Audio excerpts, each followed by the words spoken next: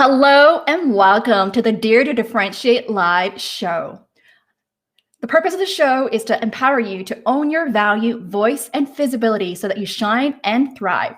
Whether you're tuning in live or watching the replay, I am so delighted that you're here. Comment and let me know, where are you tuning in from?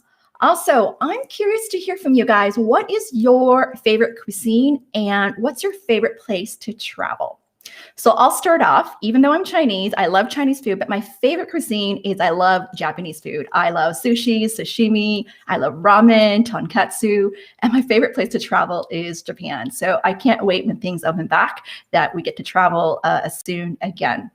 So let me know where you're from. Welcome, welcome as well. I'm your host, Diana YK Chan, founder of My Markability, where I help you stand out, get hired, and earn more. As a seasoned career coach and personal branding marketer, I work with ambitious professionals, leaders, and executives who are in career transition and need help with amplifying their markability, visibility, and credibility to reach the next level. All right, so I thought I would share with you a quick win story here. I actually just published on my post today on LinkedIn that the last 2 months I have celebrated like 10 client wins here. And one of my proud wins is just one of my recent clients who was making a huge transition from nonprofit to the tech industry, working one of the top tech companies, Amazon, and she is doubling her income, which I'm super proud of. All right, so the reason why I decided to do the Amplifying Asian Voices series, this is our last series of the month, and we're going to have our last 5 speakers, 15 to 19 speaker. And the reason being is a few reasons. One is because in honor of Asian Heritage Month. Second is also with the recent AAPI hate and violence, I decided to really use my platform to feature other speakers. And then also, lastly, was last month I was invited to be a moderator for Asian Racism panel, and I did a lot of research around that as part of the prep, and I realized that Asians are represented in leadership and management positions, and hence why I decided to create this show where I'm amplifying Asian voices to feature people's culture upbringing, their career journey, and a topic of interest to offer some career advice as well. Okay. So here's what to expect. Today, we're going to be having 5 speakers there. Replays will be available on my YouTube channel. After the show, I will be adding timestamps and the questions for easy viewing as well. I want to encourage you guys to click like and comment anytime. Share your thoughts, key learnings, and questions as well. I want to hear from you guys there. Let us know what are some of the value bombs our guest speakers are sharing today. Also, show your appreciation as well. A lot of my speakers who are coming on today, I know they're a little nervous, but I want you guys to encourage you guys to give some love there. A lot of it's like their first time being live with us here. So as I welcome each speaker, I want you to type in the hashtag, right? So we have Go Jeanine, who's our first speaker there. And then we have Misha, type in hashtag Go Misha. Our third speaker is Melanie, type in Go Melanie. First speaker is Alfredo, Go Alfredo, and lastly is Ray, Go Ray there. All right, so we have 5 speakers of the day. If you want to learn more about either our speakers' bios or even previous speakers of the month, I encourage you to go visit my website at mymarkability.com/events, where you'll see an itinerary of all the speakers that I featured this month there. Okay, all right, so let me just see who's in the house here. So we have, all right, Winifred, welcome back. Houston, Texas. We have from Indonesia as well. Where else is everyone from here? British Columbia. Joanne, great to see you again. All right, Mahesh from India as well. Welcome. All right, we have a global audience here today. Amazing, amazing. Okay, so are you guys ready for our first speaker of the day? I'm excited to welcome Jeanine Kwong here. So Jeanine leads a team of global investment risk professionals at Manulife's Global Wealth and Assessment Management team. Assessment arm. Having worked in Japan, the Netherlands, and Canada, she has a great appreciation of culture diversity and is an advocate for inclusion in the workplace. She's also one of the co-founders for Asians Without Borders. All right, so let's just start typing in the chat room. Go Jeanine there. And I think some of her colleagues are here with us today as well. So let's welcome her. Hello, Diana. Hi, Jeanine. Thank you so much for being here today. How are you? I'm doing well. Thanks for having me. My pleasure. My pleasure. So we're going to kick things off with some rapid fire questions, and then we'll dive into about your career journey, and then we'll talk about your cultural upbringing. So why don't we start off with what fulfills you? Learning and curiosity. I'm always looking for ways of doing things differently and learning new things. Amazing. And what are you known for? I'm known as a collaborator, getting things done, and a learner and a great listener. Amazing. And what are your guiding principles in managing and advancing your career? I have 3 guiding principles. So first is be the change that you want to see. The second one is seek to first understand, then to be understood. And the third is asking for help. Oh, I like that. Okay. Can some of you start typing that in? Okay. Seek to understand, asking for help. What was that first one again? Is be the change you want to see. Oh, be the change you want to see. Oh, I love that. All right. Taking action there. I love that. So let's dive into your career journey. What's interesting about what you currently do? What problems do you solve? What are the opportunities? I think the interesting part about my current role is the really the global reach of my my team and also the product that we support. Also, I think what is really interesting about my role is I get to leverage all the learnings and experience that I have from my previous roles. Before I joined Manulife, I was actually working in Japan and the Netherlands for a Dutch insurance company. I have an appreciation of the retirement market in Japan and the need for retirement products and protection for the customer in Japan. A good understanding of longevity risk. What does that mean to the insurance company, and also a low interest rate environment. So bringing that back to Canada, 7 years, almost 7 years now. I am able to leverage what I've learned working in an international environment. Although being in Japan, I was working in a very international team with people speaking 27 languages. Wow. So is a really great learning experience, and I'm really happy to be able to be in a global team, have that global reach today in my role as well. That's amazing to hear that. I'm curious to hear from the audience. Any of you have international experience or aspire to work abroad? Type in the comments to let us know as well. So Jeanine, what's the biggest risk that you took in your career? What were some of the key decisions made? I think that is not, I would say the biggest risk that I've took is actually making a decision to become a leader. I think, at early in my career, I have leaned into the good at math but antisocial stereotype of an Asian, and work very hard to try to understand all the complex and difficult things that comes with trading derivatives on a trading floor. But along the journey, I realized that it is important that your own knowledge is not enough to really, help the business. You need to be a team player. You need to be able to lead changes and help put in place processes that are not there. And you need to talk to different experts and ask for help.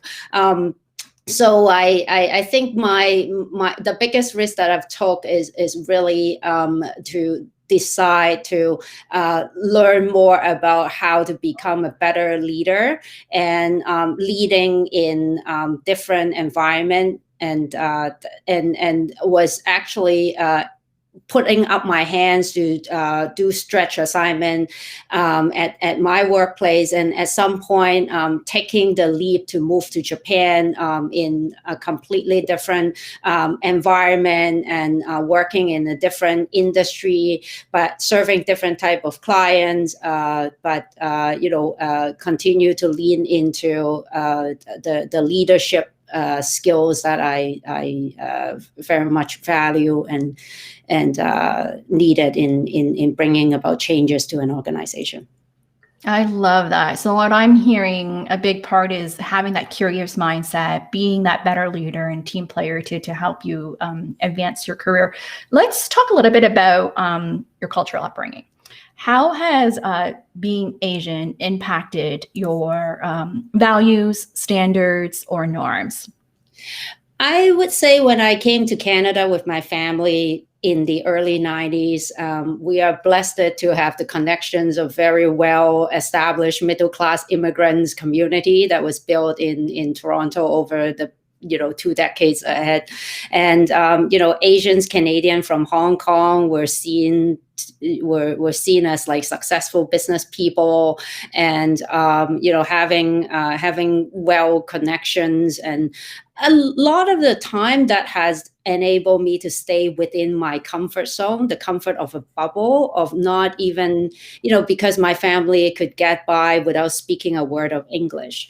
And that had actually, made, I was at the time very conscious about my Cantonese accent. I feel I was afraid to speak at a meeting, and I felt that, I couldn't make the small talk. I feel very awkward talking about hockey on the trading floor. It's something that, I sometimes question in the back of my head, am I truly Canadian if I don't really love hockey? But ultimately, what I learned is that,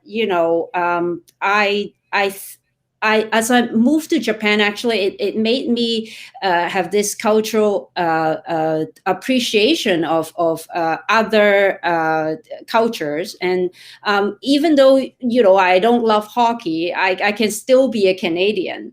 And, I think that has living in Canada, being in Toronto specifically, being in a very multicultural city, it had helped me to, really seek my authentic self and stick to what I know, and be, truthful to what I like or not like. And I think we can be Canadian in our own unique ways.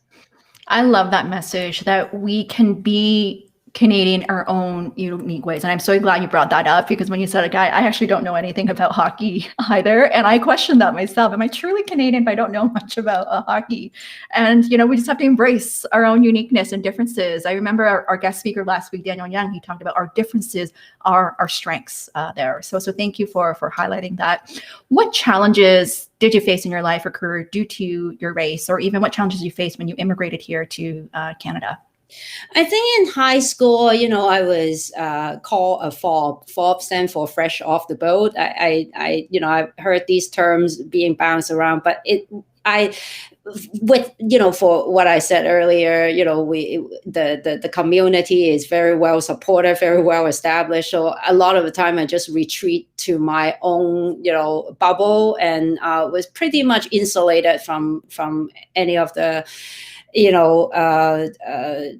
things that come across. But what I feel sometimes is the challenges that I really face is to answer the question, where are you from? I think well-intentioned people ask that question, just trying to understand where the journey that you have been to.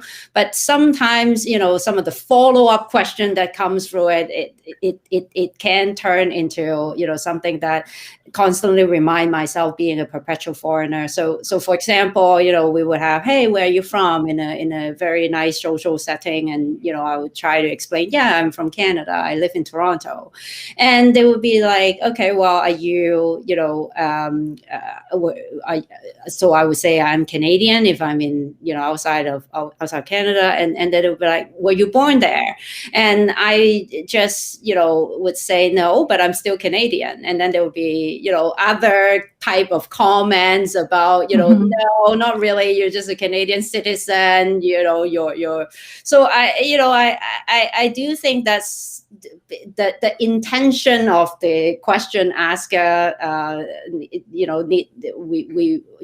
feel like it's really my role to educate them about my whole upbringing, and my own journey is very different from other Canadians. So sometimes it put me in an awkward position, and that can be challenging. But I think is about getting to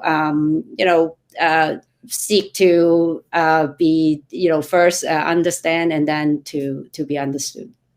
Yeah, that is so true. And you know what? And what you just commented, I think it's been pretty, what I've been hearing from a lot of speakers as well. And something I've been learning as well, instead of just asking like, where are you from? It's like, what's your ethnic background? Or what's your cultural like heritage, to learn more about that. So thank you for sharing that. So let's dive in a little bit more here. Why did you launch Asians Without Borders? What impact has been created? Sure. So, my coworker, Kian Nguyen, and I were both working at TD Securities at the time we launched Asians Without Borders in 2006. So this is before I went to Japan and worked for the Dutch company. What we think is that when I was 2 years away from after graduated for 2 years, and I do feel that there's a need for a platform to help Asian network. Like I said, I lean into the Asian stereotype of being good at math and antisocial. I wanted to change that. I want to be the change that I want to see. So Kian and I thought about this idea, and he and a couple of other volunteers as well think of 3 mandates that we want to provide this platform to all Asians, with 2 to 5 years work experience. Our mandate is fostering and expanding knowledge of careers options, providing a platform for learning soft skills, and also building the leaders of tomorrow. So really, the fostering, expanding knowledge of careers option is something that we want to focus on. At the time when we launched Asians Without Borders, your typical Asians career option would be accounting, lawyers, doctors, be in finance, actuaries, and any kind of a profession that takes years and years of exams and that is probably the guarantee for a great job and great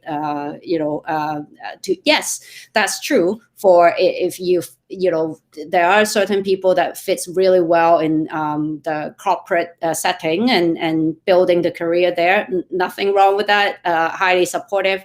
And however, for the people who are not getting or acting in a certain way or think in a certain way that will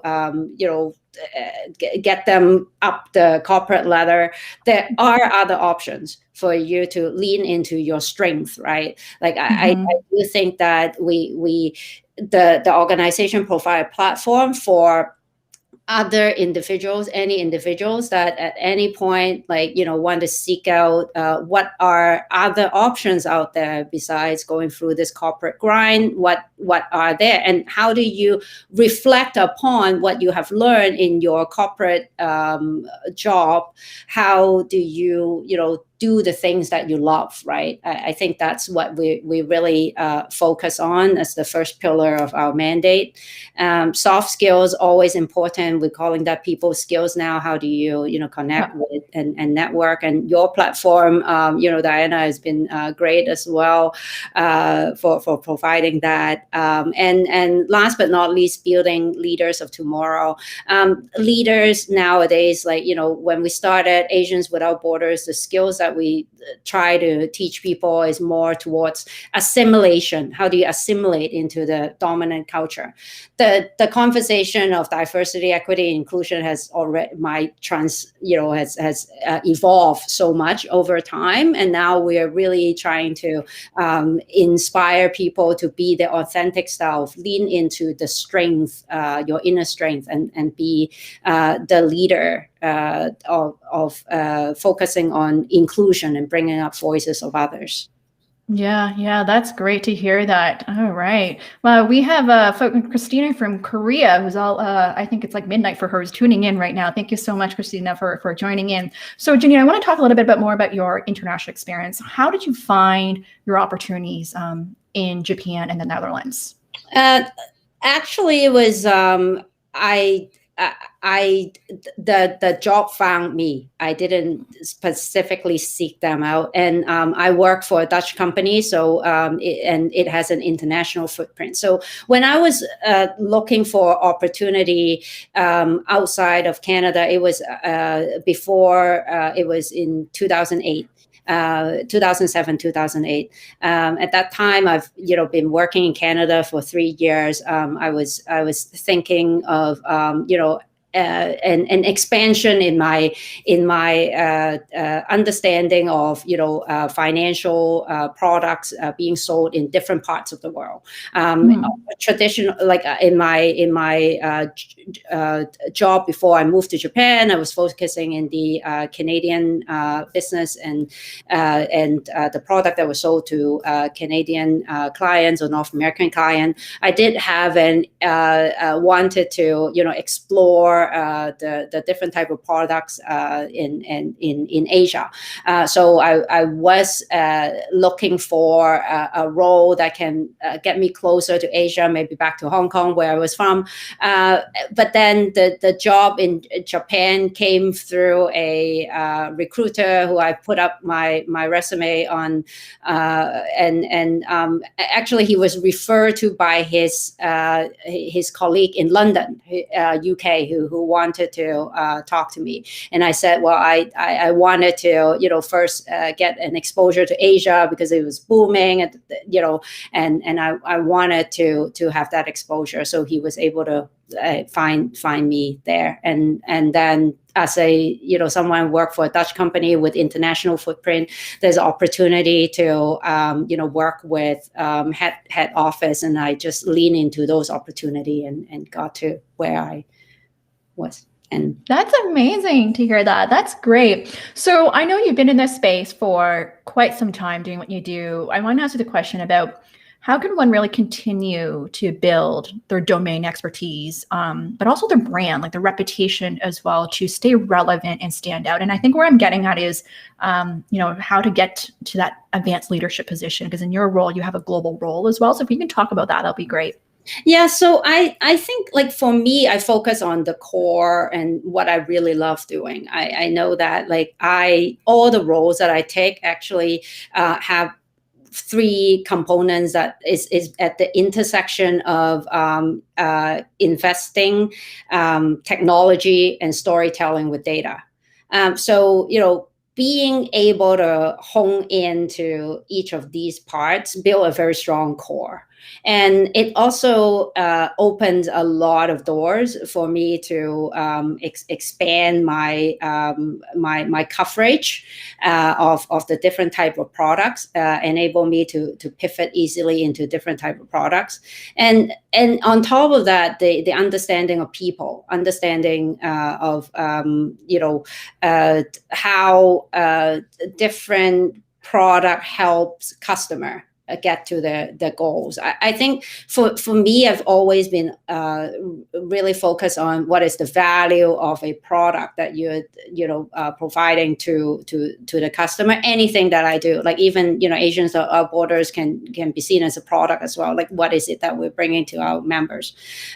So I think is really about leaning into your strength, knowing what you do really well, and getting your voice out there, and continue to learn and build on top of it.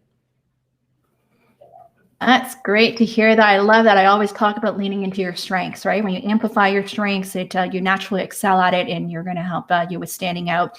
What can people do to build diverse teams and champion a more inclusive workplace? I think first of all, really practice active listening. I read this book called Just Listen, and it has inspired the way how I lead. And I think earlier in the career, especially for people in technical fields, there seems to be, an inclination that all the answers.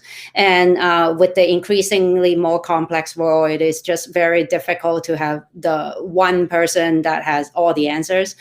So I am a champion of listening and really understanding the local issues that people in their respective countries that they're facing, and understanding the dynamic as well that is at play with how people interact and different cultures communicate, and try to pick up the key things that we can agree on, and build that out. I think what is really important for my team is that they have a consistent process across the board, but how they actually implement the process is depending on the customer that they serve.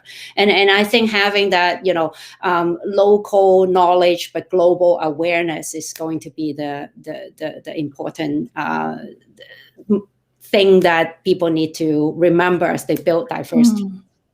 I love that reminder, right? What is it? It's like think global, act local. I remember learning that, I think, in business school. Think global, act local. Yeah, amazing. So my final question is, what career advice would you give to your younger self? Take risks. Take risks. Yeah, take risks, right? Because you just never know what opportunities may come your way there, right? Another one that I would say is, really ask for help.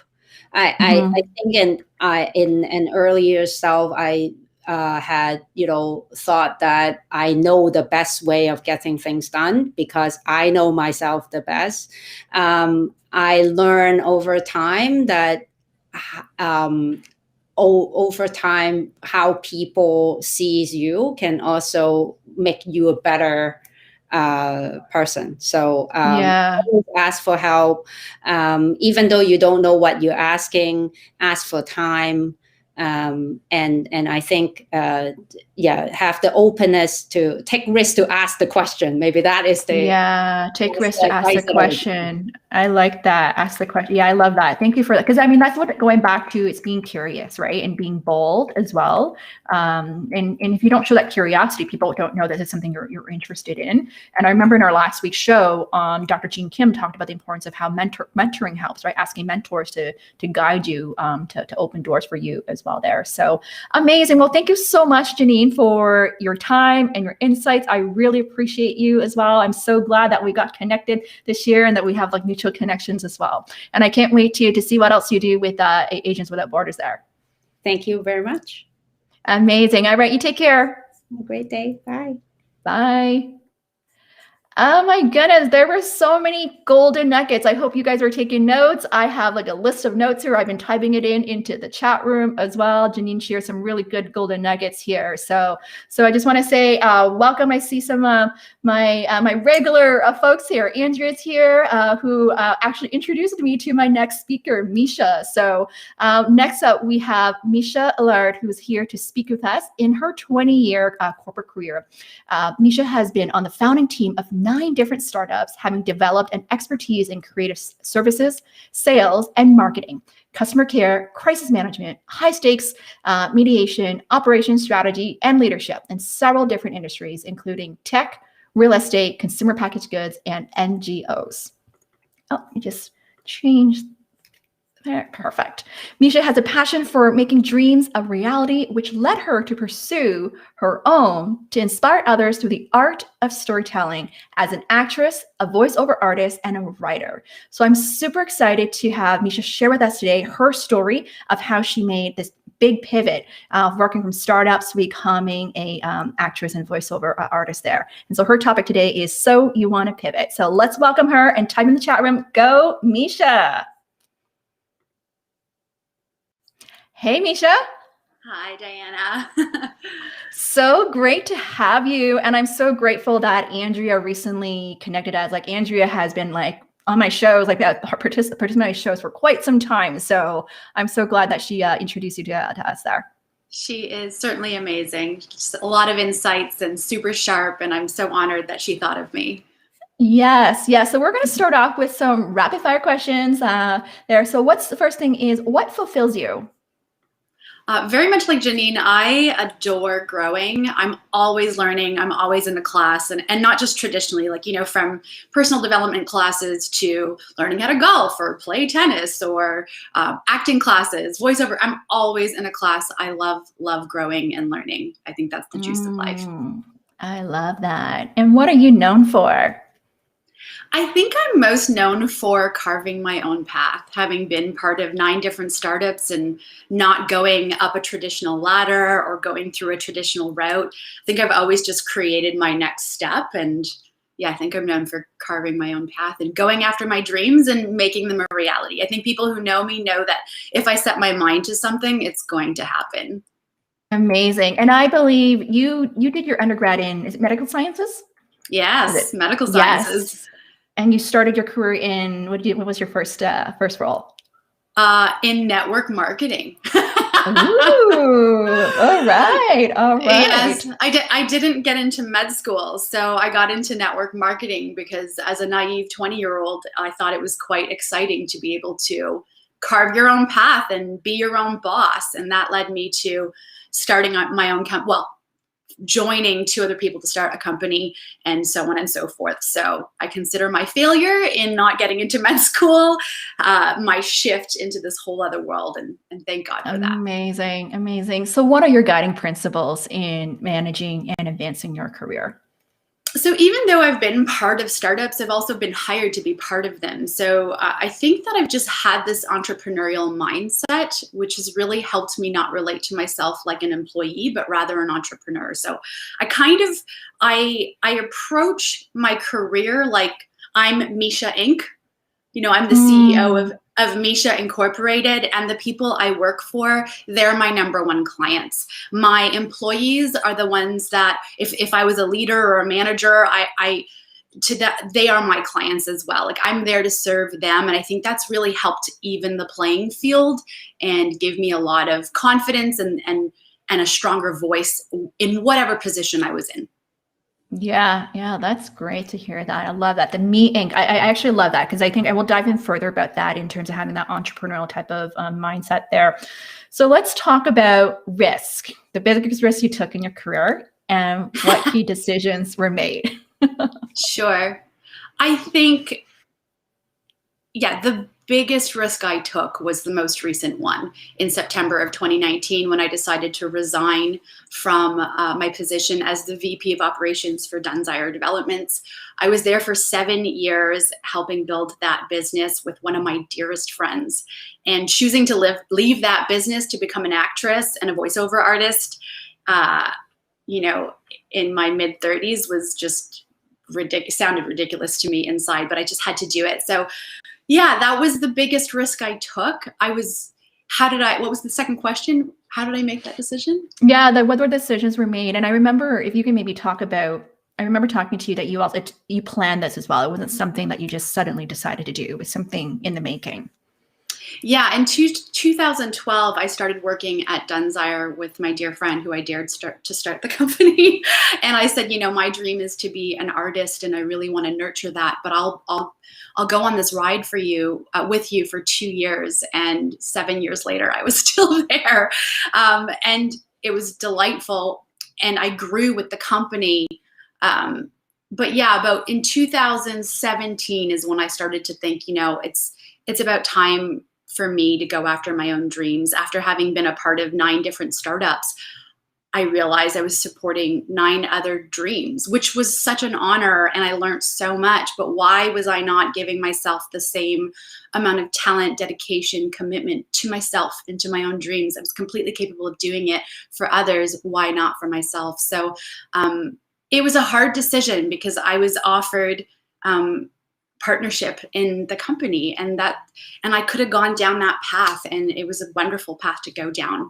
But the decision I made was, I looked at the 2 paths and I thought to myself, okay, over there, with a percentage of the company came a percentage of the risk, a percentage of the liability, a percentage of the burden. I thought, if those were the first 3 things I thought of, that doesn't sound like a good idea for me in my heart, And I thought to myself, if I'm encouraging everybody else to live their dreams, how could I possibly not go after my own? That would be so hypocritical and sad for me. So I had to do it. I just had to. Good for you. And you did it right before the pandemic hit.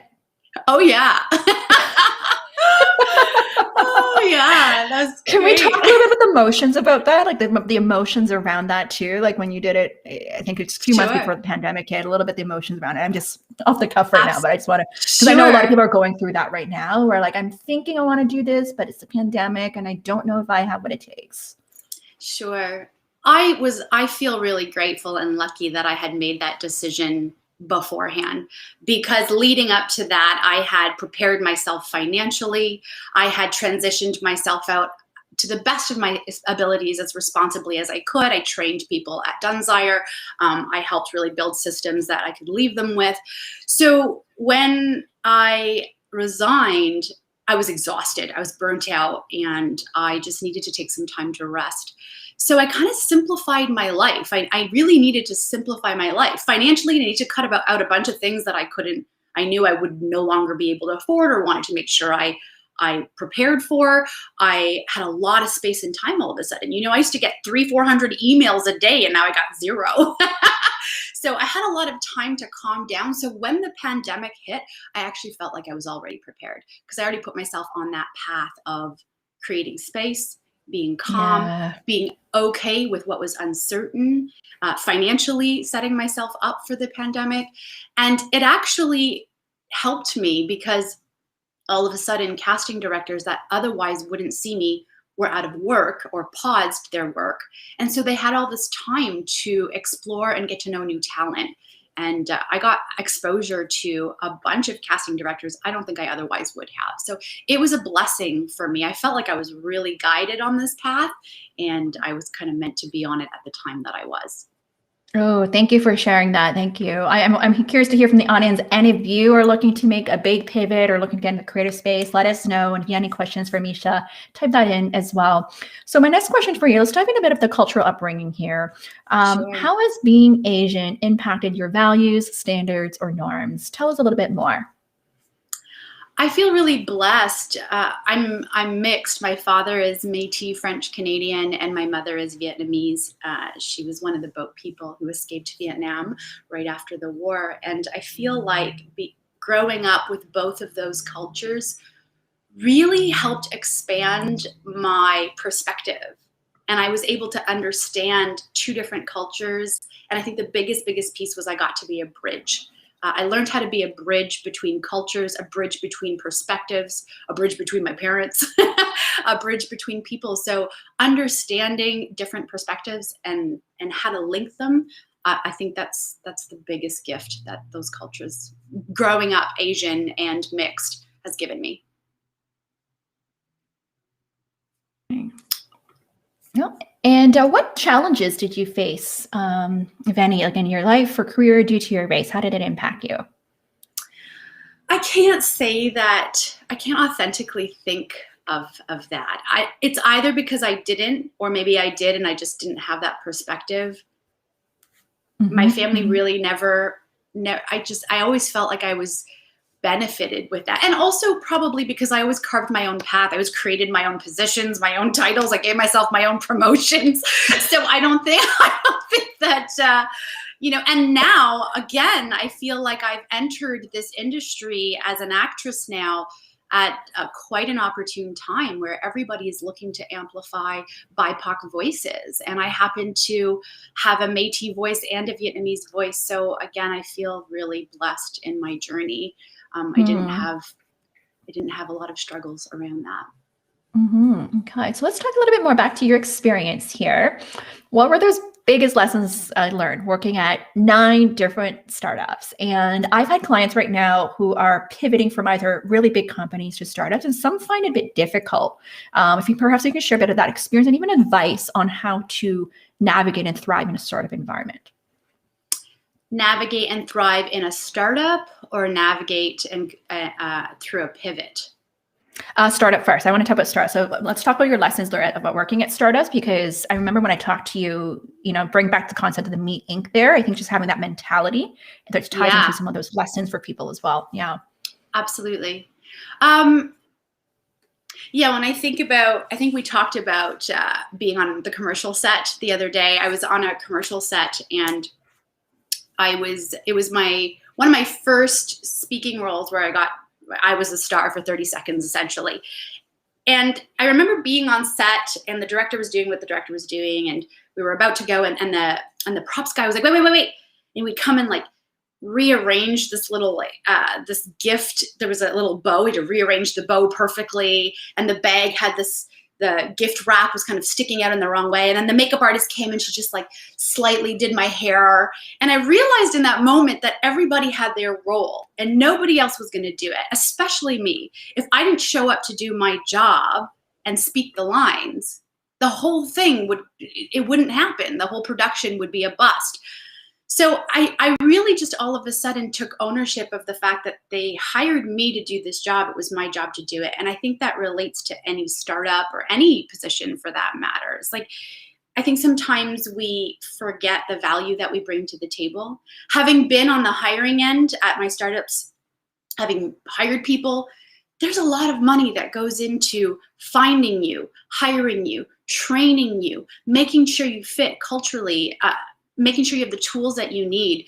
So I think that one of my biggest lessons was to own what I do, and not only just own what I do, know that only I know what I need to do my job. So that experience really helped me. The very next day I was on another commercial set that went completely opposite.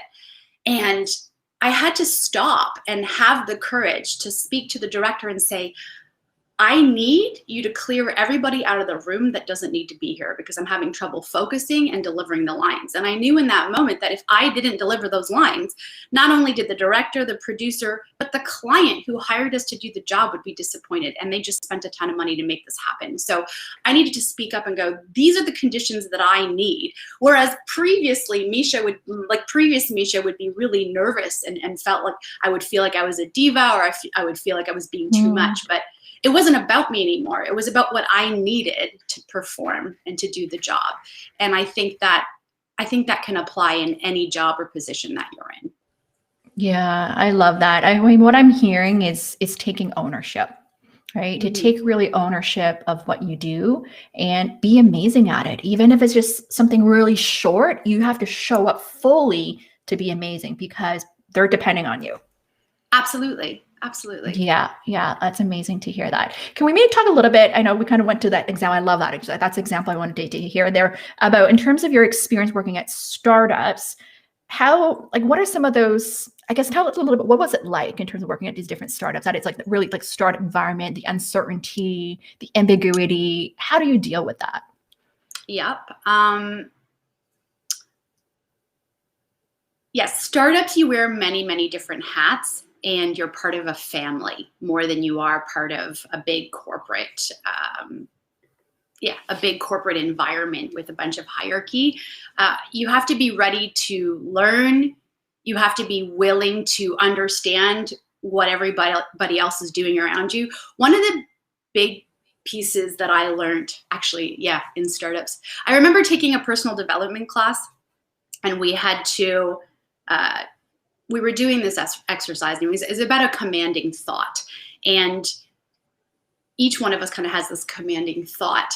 And I remember my business partner at the time, his commanding thought was, I know better. And I remember the leader coming up to us going, well, don't you run a company? Yes. Mine is people don't care, but his is I know better. And the leader comes up to my partner and goes, here's the problem with that. You will always be the limit of your company if you always know better. And here's the problem with that command is you will always hire people who know less than you. So your company will only ever grow to the extent of what you know. And that, luckily, I don't have that command. So I was like, wow. So for me, I realized I need to hire people who know more than me. And my job has to be about how to empower them to do their jobs better, how to make their lives easier. If I hire people who know me and who know better than me, and I can focus on how to remove their obstacles, how to make their life easier, how to make their jobs easier, we're going to grow exponentially. And I think that was one of the biggest lessons in a startup, because there's a lot you don't know that you don't know. So 1, surround yourself with people who know more than you. 2, you got to increase your tolerance for uncertainty, and you have to be unstoppable in removing obstacles. It's like, how fast can you remove our obstacles? That's what I think startups are all about. Ooh, I love that, guys. Type that in, that have increased tolerance for uncertainty and to be unstoppable for obstacles. I love that advice there. So let's talk about in terms of your pivot. You made multiple pivots in your career as well. How did you make these multiple pivots occur successfully? Sure. In working just different startups, yeah. The first pivot I made, I had to make. Like, we were forced to make it. It was a matter of survival. We were young, we were in our 20s, and we call those days ignorance on fire. We just made a lot of mistakes and felt like, anyway. So what we did at that time when we realized that our first company had failed is we said, we have to make a move. So we sat together as a team and we went, okay, what assets do we have? We have to make a move. We don't want to, but we have to. Okay, we have an amazing business developer. We have an incredible creative designer. We have a programmer. We have someone who's great with clients. We have someone who can really manage people. What do we got? And okay, great. Let's be a web design company. Never been one before, never did it before, but let's go see with the assets that we have, how can we pivot? Because prior to that, we were creating life empowerment series and interviewing authors. So we're like, okay, how do we pivot? So web design was not in our purview, but we had the assets to do it. That's how we pivoted. The second time I pivoted, it was just a calling in my heart, and I had to jump, and I did. But if I were to really hone in on what it took for me to pivot in all those times, and most recently, it was giving myself time. You don't just wake up one day, up and quit your job, or up and pivot. I think it was really about defining what I really wanted, having conversations with the people that I cared about who would be impacted by this pivot, creating a transition plan, having lots of conversations with people in the new industry I wanted to be a part of, really diving in as a hobby first, learning about it, understanding, dabbling kind of tandemly, and then creating a plan that would really help support me pivot out of that responsibly. I love that. I love that. Oh my goodness. I love this. Like, what I'm hearing is, being responsible, be planning ahead. Even though you take risks, right? You take risks, but we want to be thoughtful taking these calculated risks there. So my next question is, what were those fears in pivoting? How do you overcome your fears? And I want to talk about this just because I hear it a lot, like with working clients, is fear of failure, fear of the unknown, fear of judgment, and that could hold people back and making that jump there. For sure. My biggest fear actually was disappointing the team that I was a part of already. That was my biggest fear. And I didn't want to hurt the people that I was working with and for. I didn't want the company to suffer because I was leaving. That was one. And someone's like, that's kind of arrogant of you that you would think that the whole company would fail if you weren't there. I didn't think that, but that was kind of how somebody, framed it for me. And it made me think, okay, like this isn't my game anymore. So I can leave. The second thing is, of course, fear of failure, imposter syndrome. I still have that voice in my head. Like, what a ridiculous choice to make to be an actress in your 30s and to start there.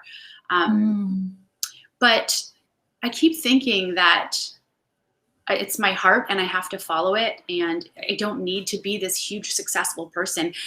I think faith really had a huge part, just having faith and trusting that my heart will lead me in the right direction, and that I may not know the final path, but so much of life, you don't just wake up one day and you're at plan Z. Like, A leads to B leads to C, and you discover every step of the way. If it feels good, you keep going.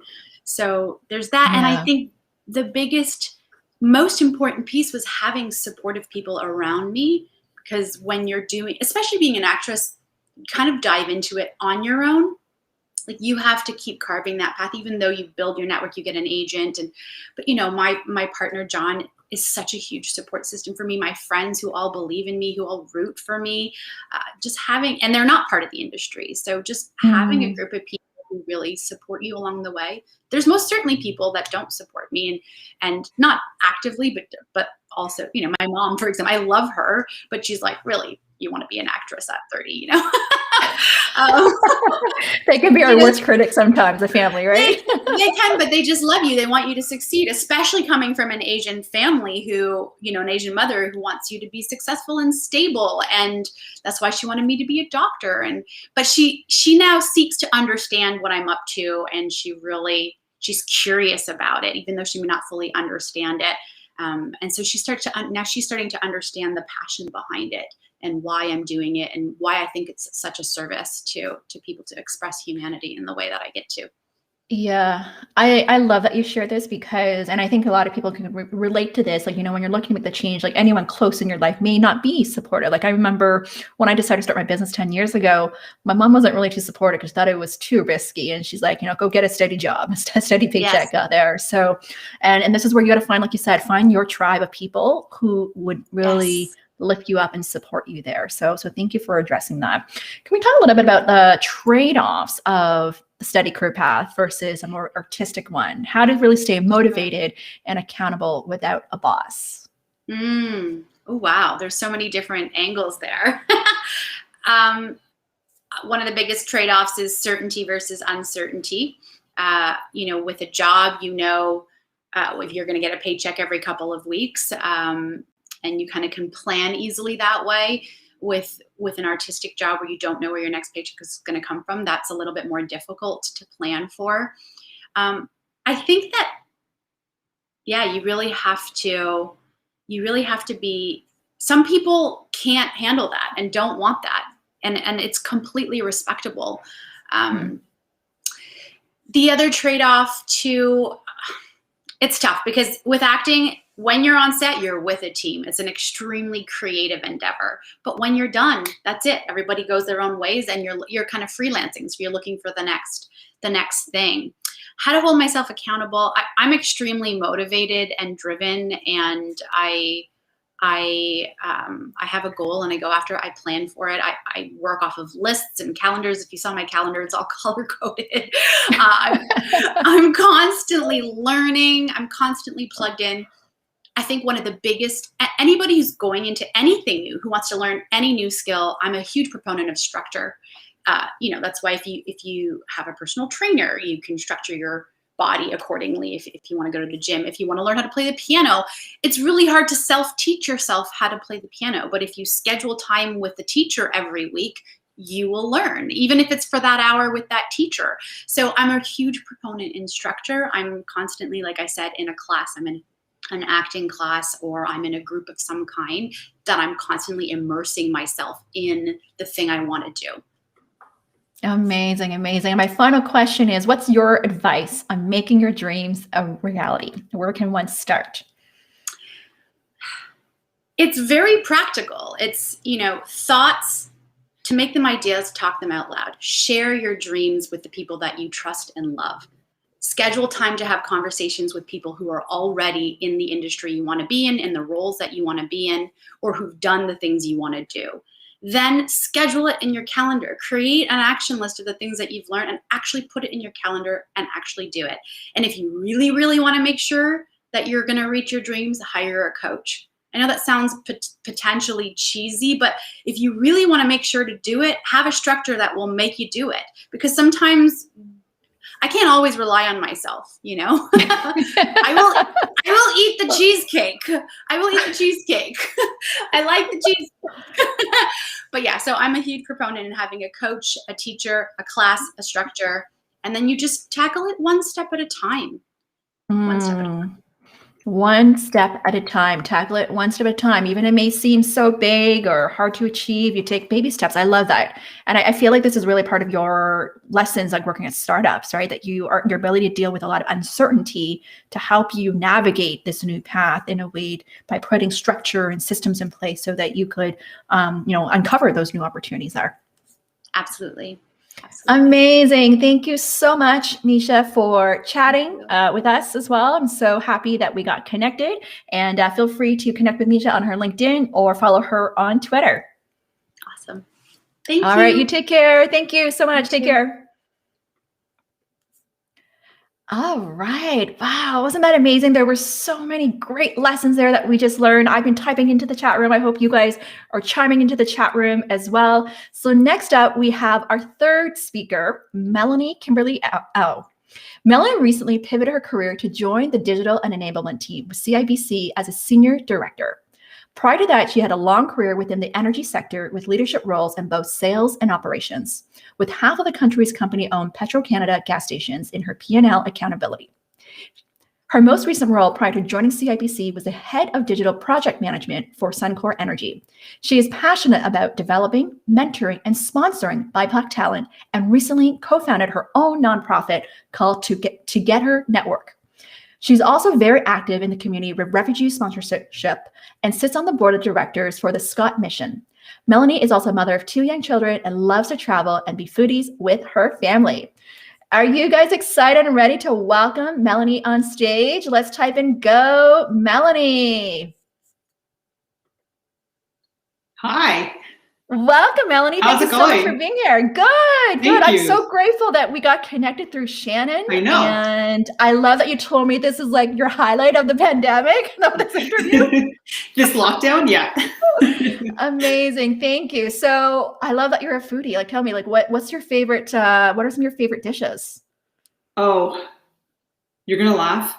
There's a Vietnamese dish, and it's just vegetables. And it's morning glory. I can't say, I don't know how it's called in Vietnamese. And it is, stir fried, sauteed with garlic. I just had it last night. It's fresh in my mind. Love it.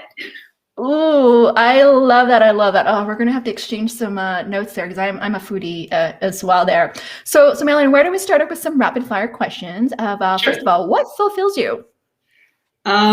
What fulfills me is the ability to leverage my experience and the gifts that I've been given to benefit others. And so, seeing what you do really speaks to me, Diana, because I see that in action. That's great to hear that. And my next question is, what are you known for?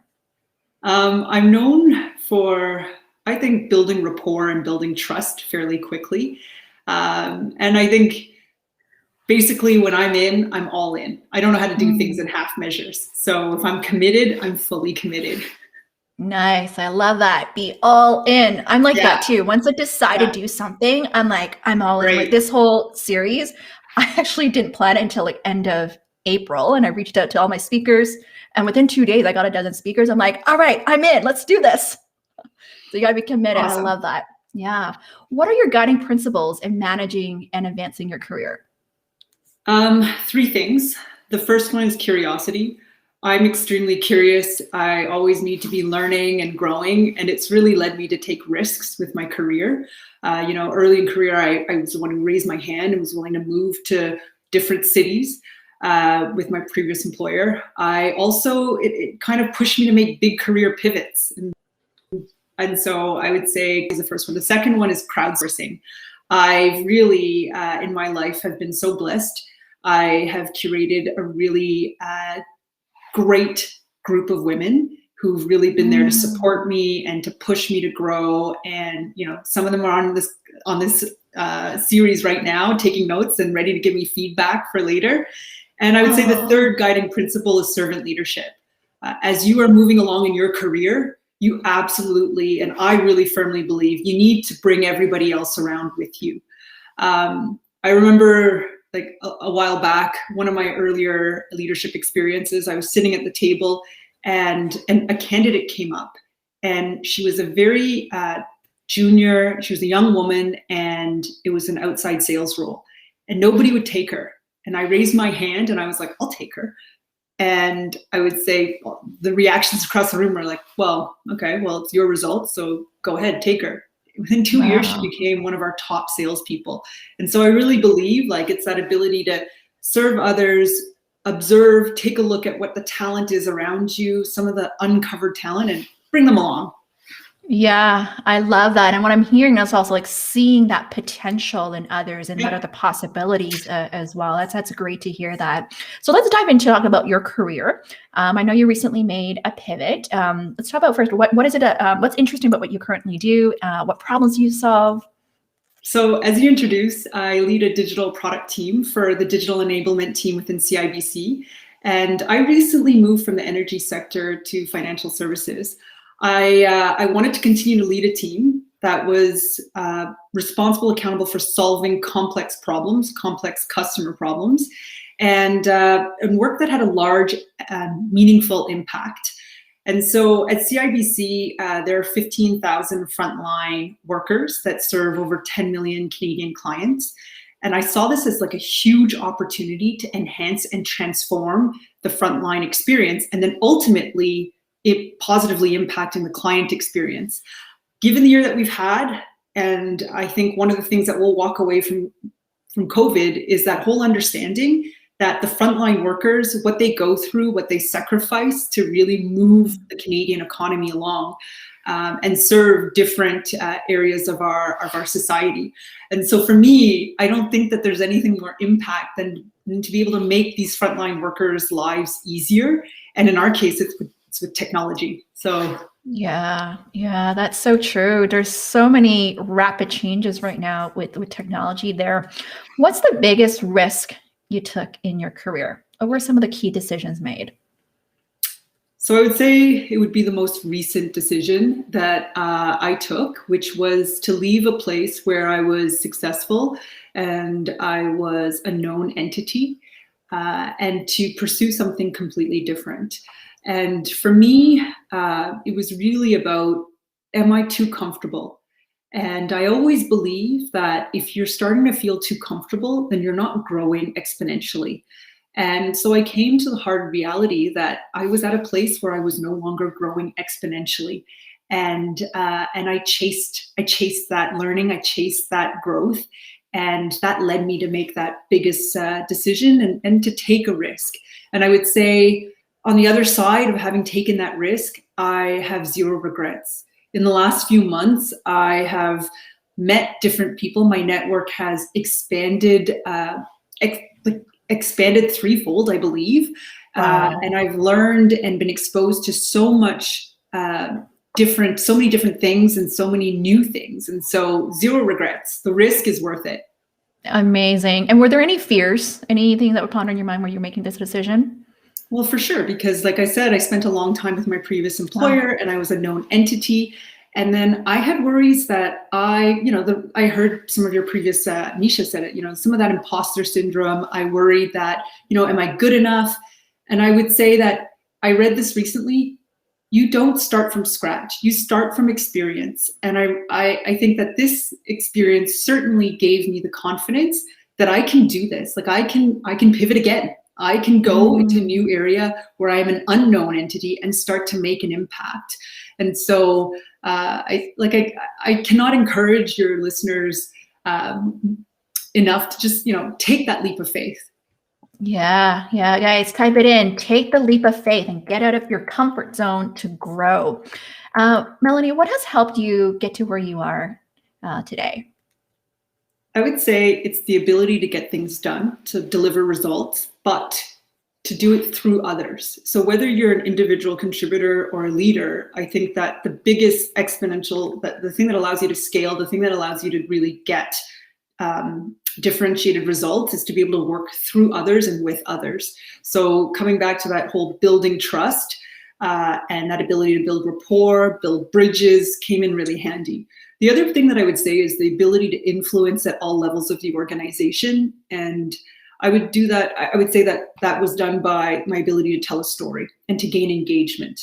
And importantly, like very importantly, is to have that backed by credibility and substance.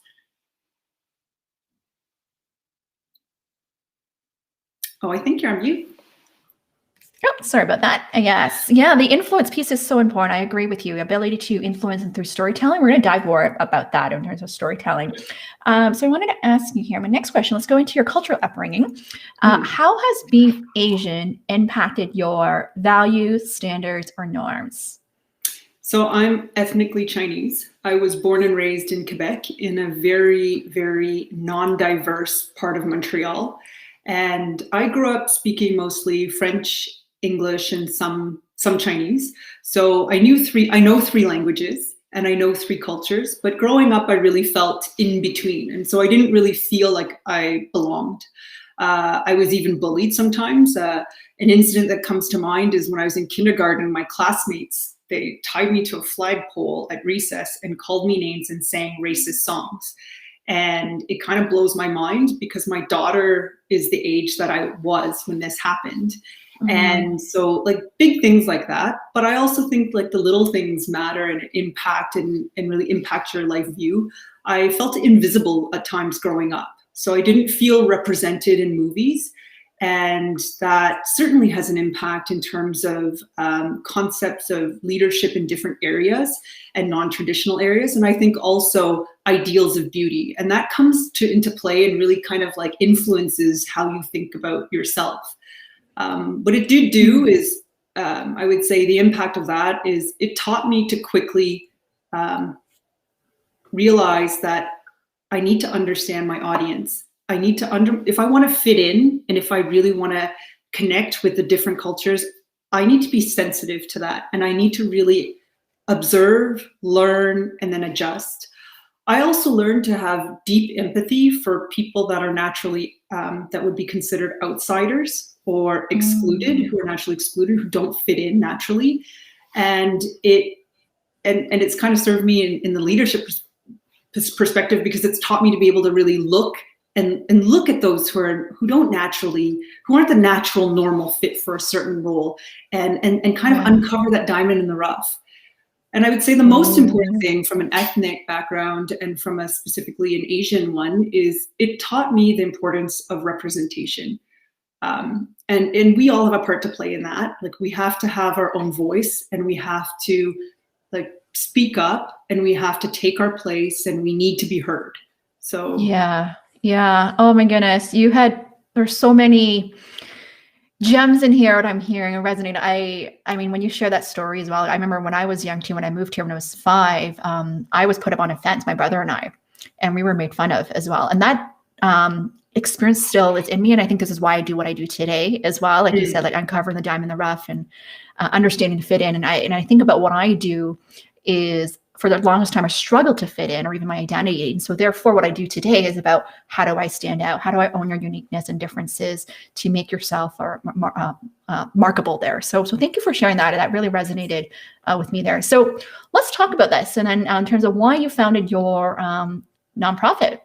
Yeah, well, my entire first part of my career was in the energy sector and selling into heavy industry. And you can only imagine the different types of experiences that I would have had to experience. And I would say that growing up in that industry, I had a lot of peer mentorship. And you mentioned Shannon Wing at the beginning of the session, and she's one of them. She's one of the most important. She's actually the co-founder of the Together Network. And we really recognize that we didn't want others to have to go through some of our experiences, or if they did, then they would be better prepared. We also recognize that just because we didn't have role models or a lot of women in positions of leadership didn't mean that we couldn't start nurturing talent and coaching and mentoring talent. So this network, it's a growing network of women, and the group is designed to support and educate, create a space for all women professionals who are interested and who are passionate about career development. At the end of the day, we all, if we're working, we all want to do well. And part of Shannon and my vision is to create a safe space for those to be able to do that. So one of the things that we're so excited and honored is that you are actually going to be our first guest speaker. And I'm so excited about that, because I think we can learn so much from you about networking and just operating from a place of abundance. Like, I just love how you leverage your network to bring people together. And so it's going to be fantastic. Can't wait for it. Yeah, it's going to be fantastic. It's going to be on June 17th at noon. And thank you for inviting me. I love talking about networking and relationship building, promoting others, connecting with each other as well. So super excited about that there. Amazing. So how did you position yourself to take multiple career pivots internally successfully? So if you can maybe give some context to that, of the different roles you had and how you position yourself to take on these different roles. What did you demonstrate? So I did pivot from internally with my previous employer, number of different roles. I would say that if you go back to my my guiding principles to my career, so curiosity, crowdsourcing, and leadership, I applied those. So first of all, curiosity really led me to learn about the different areas within the organization, and some of them spoke to me more than others. When I found something that I was interested in, I leveraged crowdsourcing and, networking not to get a job, but networking to understand who was already there, what was important to them, what were their priorities, and then give them an opportunity to see me in action and get to know me. And so I actually, in my most recent role, where I was handpicked to lead the digital transformation for Petro-Canada, I actually spoke to the head of that department probably a year before that role was even created, and I was handpicked for it. And so it's really, I would say that crowdsourcing, and then when I talk about leadership in this perspective, it's more about the leadership to lead yourself, to be able to understand what your vision is for yourself, to set a direction, and then to be able to go forward and execute on your plan. And then I think a little bit of an element of every leader that you think like a good leader demonstrates courage. And I think it's that courage to be able to declare your interest, declare your intent, declare your goal, share your goal. I love that. So this is interesting. I want to ask you, so when you mentioned crowdsourcing, networking, and cover opportunities, would you say you already had an idea of the type of areas that you wanted to move into and then start strategically networking then? So I would say you have to get to know yourself and what your strengths are. I heard your previous speakers also said the same thing. I think that that's important, but I also would put a caveat that you don't make it too narrow. And so if I felt like I was really good in sales, well, is that the only thing that I can do? Like, what are the actual level it up a bit and say, what is it that I actually love to do in that space? What is it that I actually accomplished, and how did I accomplish it? And I think that as you answer those questions, then you start to see the themes. And as you see the themes, you can build the story of your own personal career and your areas of interest. Yeah, that's great to hear that. I love that there. So the other one is, how did you land your current role during a pandemic? I know a lot of people are looking right now. What advice do you have for them? I would say, don't give up. Lean into rejection, because that means that you're learning.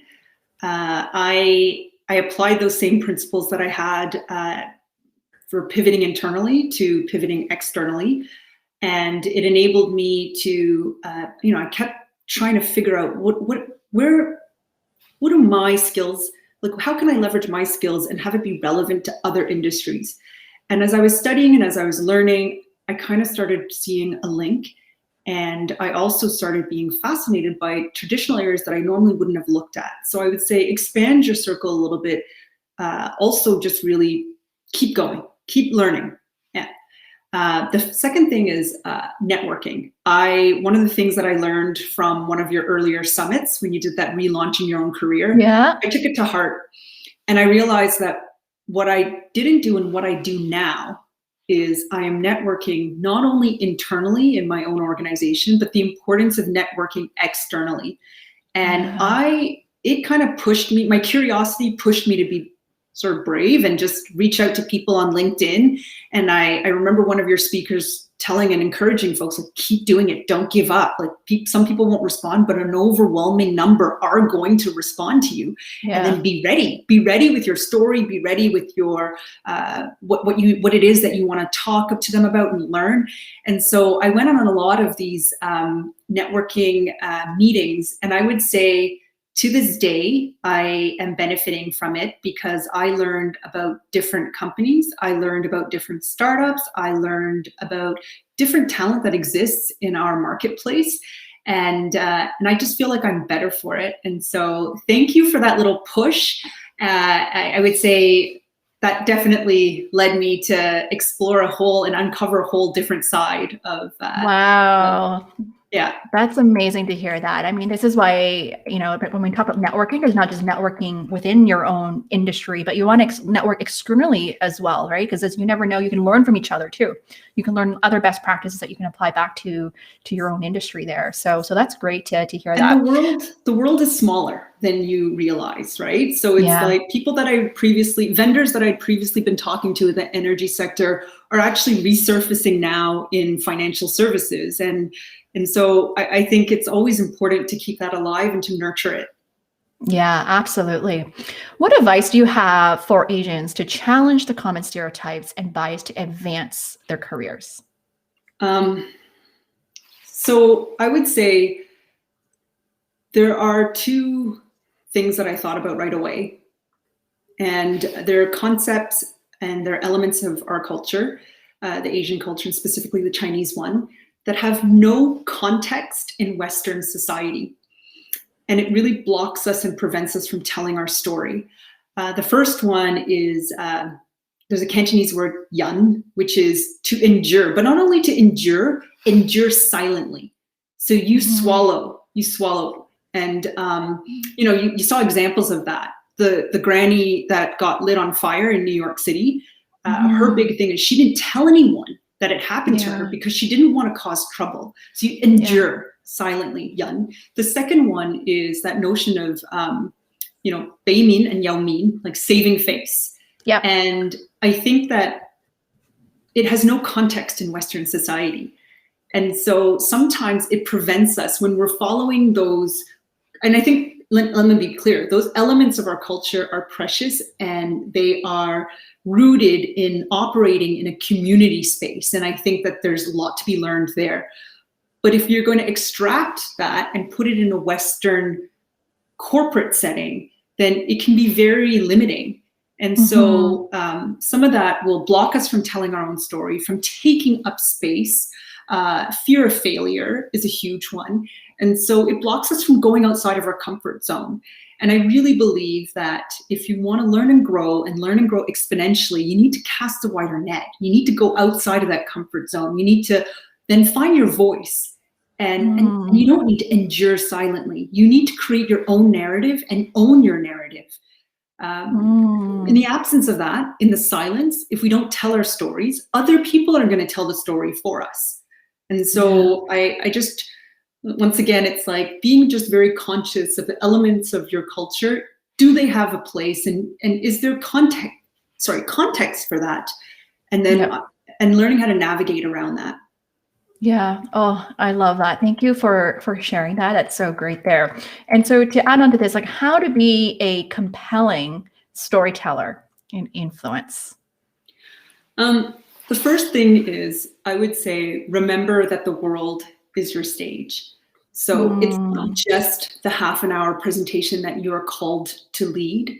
It is the moments, I would say pre-COVID, it would be the time in the kitchenette, the people that you bump into in the elevator.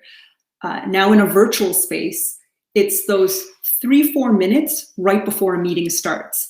And so I'm new to the banking world, and somebody gave me feedback. My new best friend, she said, "Oh, Melanie, within 3 minutes of you joining that massive governance meeting, I knew we were going to be best friends," because she's like, "You came on, your camera was on, you were asking questions, you were interacting." And so I would say your world is a stage. It's not just when you have that formal time, it's the informal time that matters.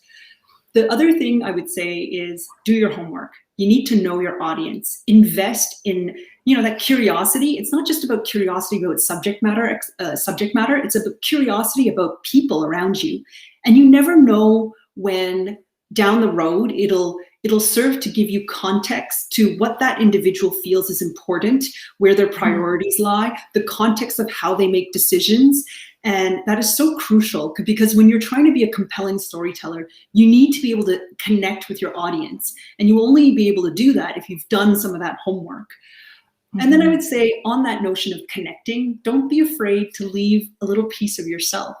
You need to be authentic and genuine. And I think it's okay to bring a little bit of yourself into that storytelling, because people remember that. I have a great one about turning your difference into a point of difference, which I can expand on later. But I would say my final point is to practice, practice, practice. Yeah. I said I speak 3 languages. I speak all 3 of them poorly. And so it means that when, even the smallest interaction, I've learned that I need to, say it out loud. I heard last week one of your speakers said, record yourself. I would say stand in front of a mirror and annoy yourself. Start talking. Repeat those sentences, because in order to be compelling, you need to be fluid and you need to be comfortable in your own skin. And so the more you practice, the more it becomes permanent. That's great. Oh my goodness. You gave such practical tips here. I've been taking notes and sharing the chat room here. Thank you so much, Melanie. You gave some really amazing practical tips with us. And I know we're gonna be like best friends. I already know it. I love your philosophy. I love that you spoke Cantonese as well. I can totally relate what you were saying as well there. So thank you so much. I really appreciate you. I'm happy that you understood what I said. I was like, that's kind of a risk. I speak fluent Cantonese. And on that note, you know what, Diana, I think that those are differences, right? And the fact that, I heard one of the first speaker, Jeanine, say, I speak English with a Cantonese accent. That's a difference that can become a point of difference. And I just think that we are stronger because of our diversity. And I truly believe that. And the more that we can really articulate how our differences are points of difference that can bring us together and help us to solve problems and create better products, the better off we are for it. So amazing. Awesome. Well, thank you so much. I appreciate you. And I look forward to seeing you again in a couple of weeks here at your event. Amazing. All right. You take care. You too. Cheers. Oh my goodness, wasn't that great? I took so many golden nugget notes here. Next up, we have Alfredo Tan to come speak with us. I met Alfredo back in 2013 at an event. We're both a panel speaker. And I remember back then I wanted to invite him to be a speaker already, but I think he was too busy at that time and he needed approval to get there. So I'm super excited to have him to speak with us today. So Alfredo is a thought leader, change agent, and an impact-focused innovator. Alfredo is the Senior Vice President of Strategy, Data, and Products at Rogers Sports and Media. He leads the critical functions responsible for leading acceleration of the industry's digital transformation. Over the last 2 decades, Alfredo has led companies through changing digital landscapes, evolving consumer expectations and behaviors. Most recently, he was the Chief Marketing Officer and the first Chief Digital and Innovation Officer at WestJet Airlines. A former Facebook and Instagram executive in Canada, he was a founding team member in early 2009. He went on to work with the leadership team in Asia Pacific in 2016 to help launch Facebook and Instagram in the Philippines as the first country manager. Similar management and leadership assignments took him throughout Southeast Asia and Latin America. Alfredo is also an industry professor in the strategic management faculty at McMaster University. He has been profiled and quoted in Forbes magazine, Marketing magazine, The Economist, Strategy magazine, The Globe and Mail, and many other leading industry publications. Are you guys excited? Type in Go Alfredo in the chat room to welcome him to the stage here. For having me. Hello, hello. Hi, Diana. Thank you so much for having me. My pleasure. How are you? Well, besides enjoying winter right now, I'm not sure what just happened in the weather. Things are great. Things are great. Thank you for asking. How are you doing? I'm doing great. You're right. We just had some snow here. Like, what's happening here? I know, it's so strange. All right. So we're going to dive into some quick rapid fire questions, and then we'll talk about career. So what fulfills you? I think I'm pretty simple, Diana. So nothing really exciting here except, spending time with people I love, learning new things, reading books, and probably the two things I'm missing the most is just traveling the world and learning about new cultures in person versus on Zoom or other video conference capabilities. I remember I used to see your updates traveling around the world. I don't see that anymore as much. I know. I can't wait. I can't wait. Yeah. So what are your guiding principles in managing and advancing your career? I don't think I have anything super profound in terms of how I think about it long term. Then I think about it in pretty short bursts, meaning one of the things that I think about is what am I going to be doing in the next 18 months as opposed to what am I going to be doing in 18 years, right? So maybe that's something unique is I don't really think about the long term. I'm thinking about the short term impact and focus I've been asked to do. And maybe the other piece is I typically take roles that don't seem obvious at the time, but they seem obvious looking back, right? And people try to stitch their career looking forward. I've never been able to do that. Maybe the common thread is I choose roles that probably have a great degree of failure as a potential, maybe even more than the success that comes out of it, right? So that's and I think I choose that because I'm chasing the learning opportunity that comes with the risk associated with those endeavors. And it's a scary place, but it's also, I find, an exciting place because then you're not thinking about 20 years to do something. You're thinking about what can I build in 3 or 5 years. Right, right. So let's dive in a little bit more. What's the biggest risk you took in your career? Where were the key decisions made? So maybe I'll choose 3. I like to think in buckets of 3. So one was really early on, which was I had spent all my academic life, and I thought I was going to spend most of my life in academia, specifically in the sciences, and pretty pivot.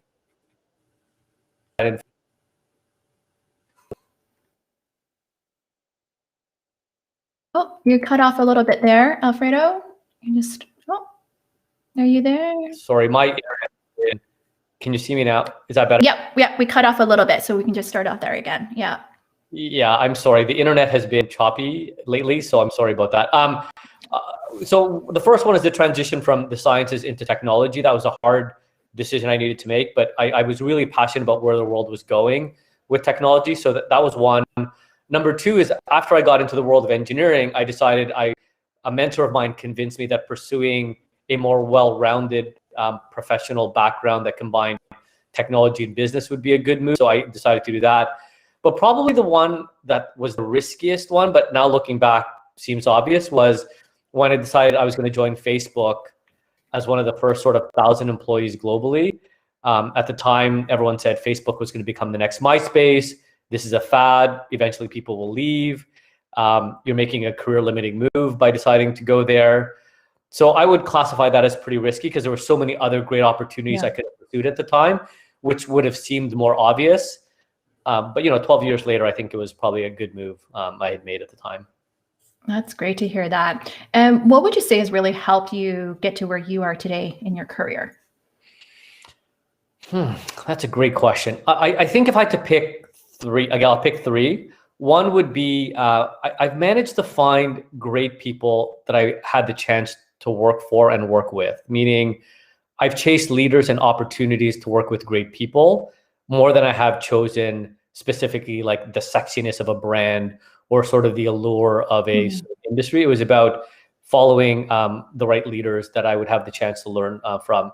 2 is I chase learning opportunities. So the less I know about something, the more I'm attracted to the opportunity.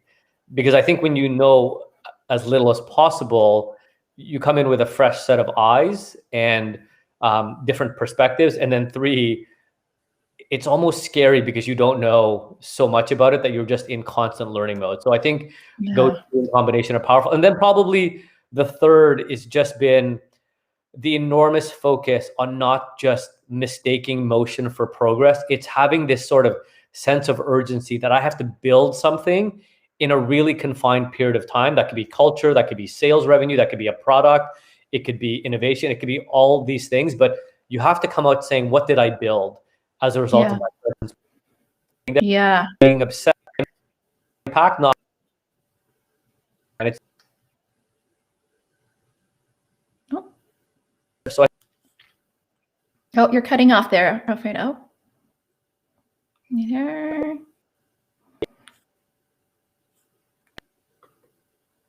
Oh, are you there? Let's see, the internet. Okay, we're just having a little bit of, oh, you're back there. Yeah. Here's what I'm gonna do. I've been having problems all day with it. I'm gonna try to hotspot to my phone. Let's see if this works, if that makes a difference. Okay, sure. Oh, it looks strong now. It looks strong. I see the strong. I won't touch anything then. It says strong. It's green. Okay. Oh my goodness. We got to get Rogers here to fix things, man. I'm so embarrassed. I have Rogers, so I'm going to call someone after this. What's going on here? Okay. So what I'm hearing is you thrive in uncertainty, or when things, even if you don't know about, you thrive in uncertainty there. So I want to talk a little bit about what you currently do. Like, what's interesting about what you currently do? What problems do you solve? What are those opportunities? Yeah, I'm super excited about the work that my team gets to do, Diana. So what I'm going to share to you isn't going to be profound, but let me try to summarize it. If you think about the media business, the sports industry, the entertainment industry, it is experiencing significant amounts of change as consumers go from traditional to digital. Number two, the plethora of of competitors entering the space, whether it's Netflix, Disney. I could go on and on and on about all the experiences that we can consume now outside of traditional media. And three, COVID-19 accelerates all of that, right? So my team's job is we have to accelerate the transformation from a linear broadcast media company to one that is focused on world-class digital products. That's everything from mergers and acquisitions, to data science, to research, to strategy, strategic planning, all the way to building digital products and having innovation lab for experimentation. So I summarize all of that to say is we're going to deal with all these macro forces around the industry with a need to accelerate how quickly we get to becoming a digital media organization. Wow, that's fascinating. And you guys are hiring right now too, right? You guys are growing. Yeah, we've already hired like 111 people, probably another 60 or 70 to go. So major investments in the future of where we're going. And maybe I'm enjoying it so much because I don't imagine we have 60 years to do this or 17 years. I think the next 3 to 5 years will really define the Canadian sports and media landscape. And that's a pretty exciting place to be operating in. Wow, that's really cool. So let's dive into talk about your cultural upbringing and challenges. How has being Asian impacted your values, standards, norms? And if we could dive in a little bit of your story, that'd be great as well. Yeah, I think I shared with you, Diana. So I come, my family and I immigrated here quite a few decades ago. And some of the value systems that my grandmother, my uncles, aunts, my parents taught me, which was just around hard work and just getting stuff done. When you don't have a lot in life, the only way to do things is to do the best you can with hard work and never take things for granted. So a culmination of like family values, standing beside each other and supporting each other, and then just doing the best you can at whatever opportunities are given to you. And then probably the most famously said by my grandma to me, which was, people can take a lot of things away from you except what's in your heart and what's in your head.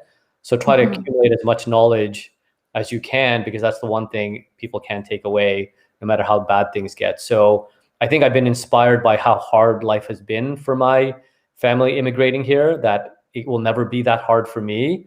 And my job is to just maximize all the options and opportunities I've been given as a result of their sacrifice. Yeah. Can we maybe talk a little bit about those challenges? Like, what are some of those challenges that you face when you immigrate to Canada, or even maybe dive into if you face any challenges due to your race there? Yeah, if you think about challenges, just think about basic things that we take for granted. If we want a job today, what do? We go on LinkedIn, we call our friends, we call our connections, and typically we find jobs through our networks. Now imagine your parents or my parents coming to this country with no connections, no internet, no network. Like, how do you find a job? Who do you call to help you as a reference? How do you validate the credentials you have that are foreign to the people that come here? So if you just think about how hard that must be for them, it just always puts into perspective how lucky I feel that we've had an opportunity to overcome some of those. So I think one is, when you're coming from that first generation lack of exposure to just business and education, you're learning it as you go along. Versus imagine you've been here for generations and your parents are well established in business or science or academia. You're already speaking the language by the time you're 6. You're being exposed to it early. You're networked by the time you're 12 years old. And by the time you graduate from university, someone has helped you along the way. So to a certain extent, I think that's some of the challenges of being an immigrant and being a visible minority, is just some of those systemic issues that aren't solved in 2 or 3 years. It's over generations. And from a racial and culture perspective, maybe I've been very lucky that I've been surrounded by people in power who have helped support me and have been my allies in my journey to get to where I am today. But it is noticeable that the higher you move up in corporate power or hierarchy, there seems to be less and less of us. I'm not sure if others have spoken about that, but if you look at boards and senior vice presidents or higher, or the C-suite or CEOs, I don't think there's enough representation given how many of us there are in the workforce. So I think there's some challenges around where we fall and within the hierarchy of power in companies and society in general. Yeah, I agree with you. And this is really one of the primary reasons why I'm doing a show like this as well, is to really increase that representation and in having that voice as well. So maybe we could perhaps speak a little bit more about that, is for those who really want to advance their careers and if they're underrepresented, what advice do you have in terms of how to stand out and get a seat at the table? Yeah, I think one is believe you have a seat there, right? So I often joke that if you think about the way Asians in general, right? And this is an overgeneralization, so it may not apply to all the subsegments of the subcultures within the Asian group, is we're passive, we're quiet, we're submissive, and we're conservative, and all those characteristics that are typically opposite of what your typical executive or president or CEO has. So one is believe you're capable of doing what is required at the highest levels. 2, I often encourage us to come out of our shell a bit and have a little bit of swagger. Maybe swagger is not the right word, but I think we need to just be a little more vocal in some of our thinking and not so quiet about it. But there's so much brilliance and curiosity that we can contribute to, that I feel that we often our own worst enemies in how we communicate some of that. So 2 would be just find ways to represent yourself once you've gotten to that point, or even before you've gotten to that point. And then 3, find people who will support you along that journey. Like I've said, I'm not sure I would have gotten to where I am today, both in the level as well as the career success, without the right people teaching me how to do that. So I'm obviously talking about things that seem practical and rational.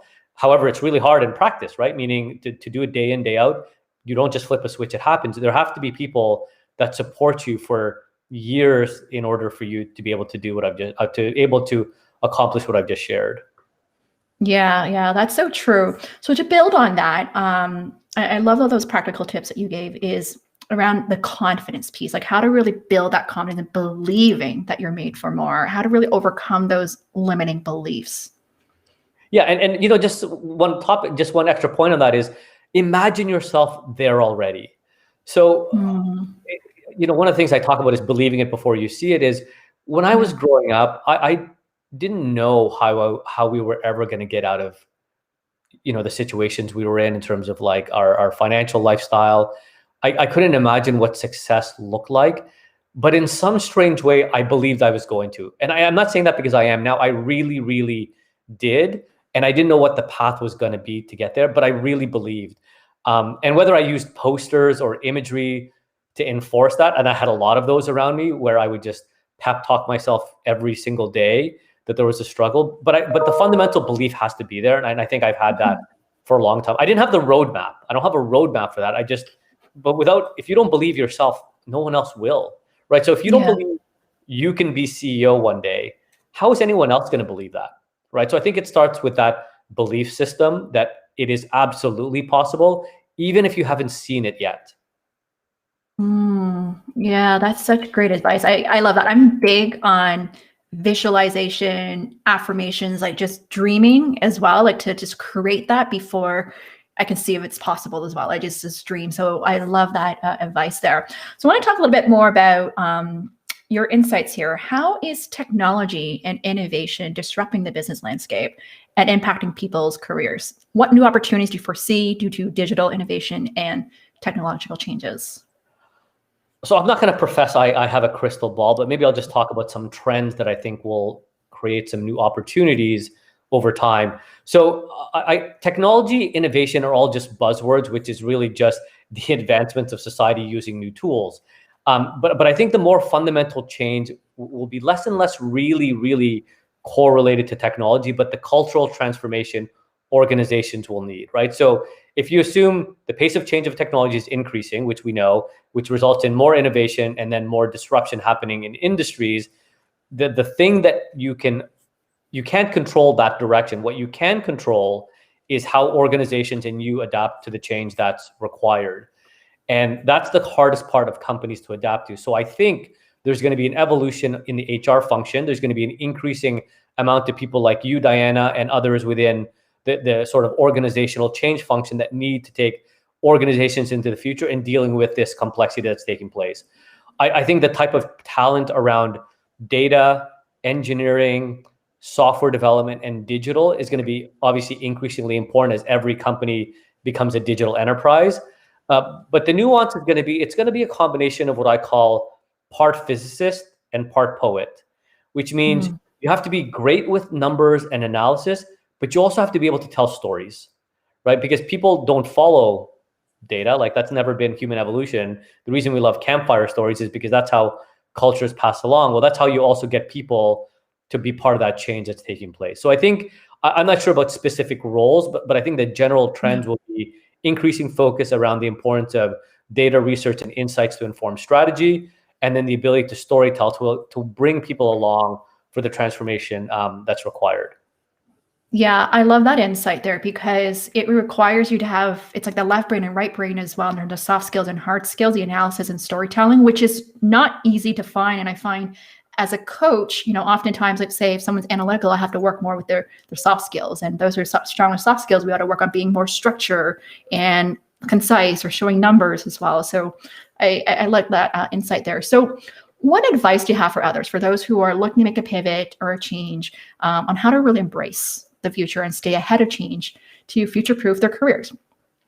Yeah, I think the biggest one I would give is just be endlessly curious, right? So if you think about the people that do really well in environments that are constantly changing, the two things they pair up is this insatiable appetite for learning, right? Which is, what do I not know that I want to learn more about? And then two, the endless curiosity leads to just increasing amount of questions that are almost, there's no end to the questions you're asking. And maybe that's sort of advice I've taken on myself, which is I'm just, I satisfy a bit of my curiosity, I learn something, and then the next question is, what's next, right? And this may be contrary to, the advice where people say, be happy with what you have. I always say it's never enough, right? So there's never enough that you've learned, and there's never enough questions you've asked. And then how do you continue to try to fill those gaps and satisfy those curiosities so that you are learning at a speed that is greater than the pace of change that's taking place? Yeah. I'm curious, can you maybe share a little bit, like, in terms of what you invest in yourself in terms of your own personal growth or education to stay ahead? Yeah, so it's a great question, Diana, because I spent a lot of time thinking about this. I waste a lot of time sometimes on things like TikTok or Instagram or WhatsApp, and like sitting at home doing nothing, or just, there's lots of points of my day which are what I call largely inefficient uses of time. However, when I decide to be focused, I'm very purposeful of how I think about units of time. So for example, I will sometimes make the trade-off. Do I want to practice more corporate finance, or learn more about strategy, or read about, some new developments in science. And then I'll say, what is a better use of my time? And I'm very focused on how I expand that learning. So I really have become obsessed with the lack of time we have.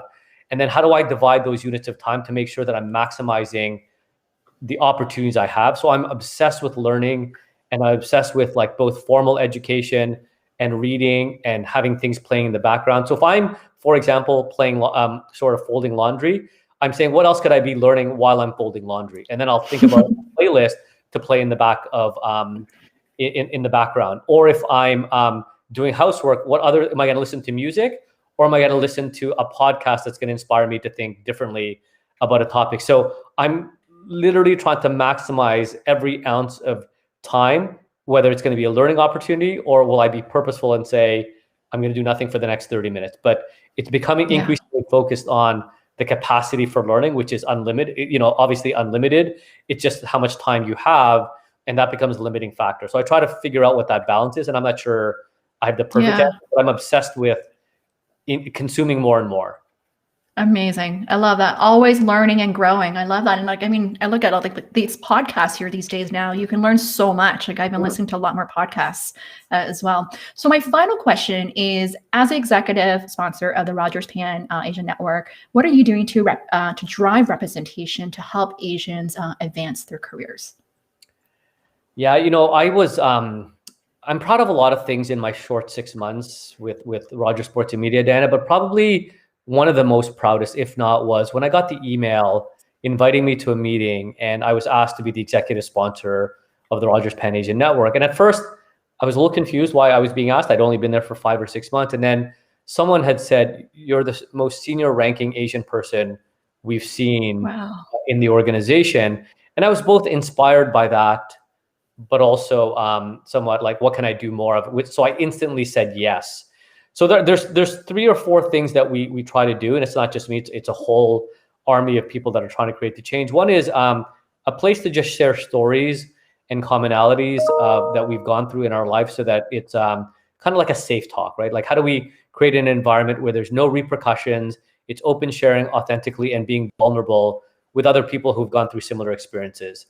Number 2 is, how do we think about training and development opportunities for the people that are involved, so that we can help them with either change in their career or just general coaching. And then 3, what are the mentorship opportunities look like, so we can help advance the careers of people who are looking to do so. And then obviously there's the celebrations of festivals that we're all learning from each other. Yesterday there was a Pan-Asian food day, where people were just sharing different foods from their different parts of the region. So we like to think it's a combination of fun, which it definitely is, 2, education and learning to become better citizens of the world. And then 3, just generally providing mentorship opportunities, because as we talked about earlier, representation matters. And then how do you help the people that are seeing for the first time someone in a very senior position? Yeah. That is amazing to hear. And I'm so happy to hear that you said yes to this opportunity as well, and that you're proud of it, and even saying yes to this interview as well, because I know you have a crazy busy schedule. So thank you so much for sharing your thoughts and advice as well. One thing I'm taking away from you, Alfredo, today is the way you communicate. You think in 3s and you talk in 3s. That's something I teach a lot of my clients to ace their interviews, is using the power of 3 rules there. So thank you for demonstrating that today. Thank you as well. Thank you for having me, Dan. It's always a pleasure spending time with you. Amazing. All right. You take care. Bye now. Great. Thank you. Sorry about the internet earlier. No problem. We'll get Rogers to fix that. Okay, thank you.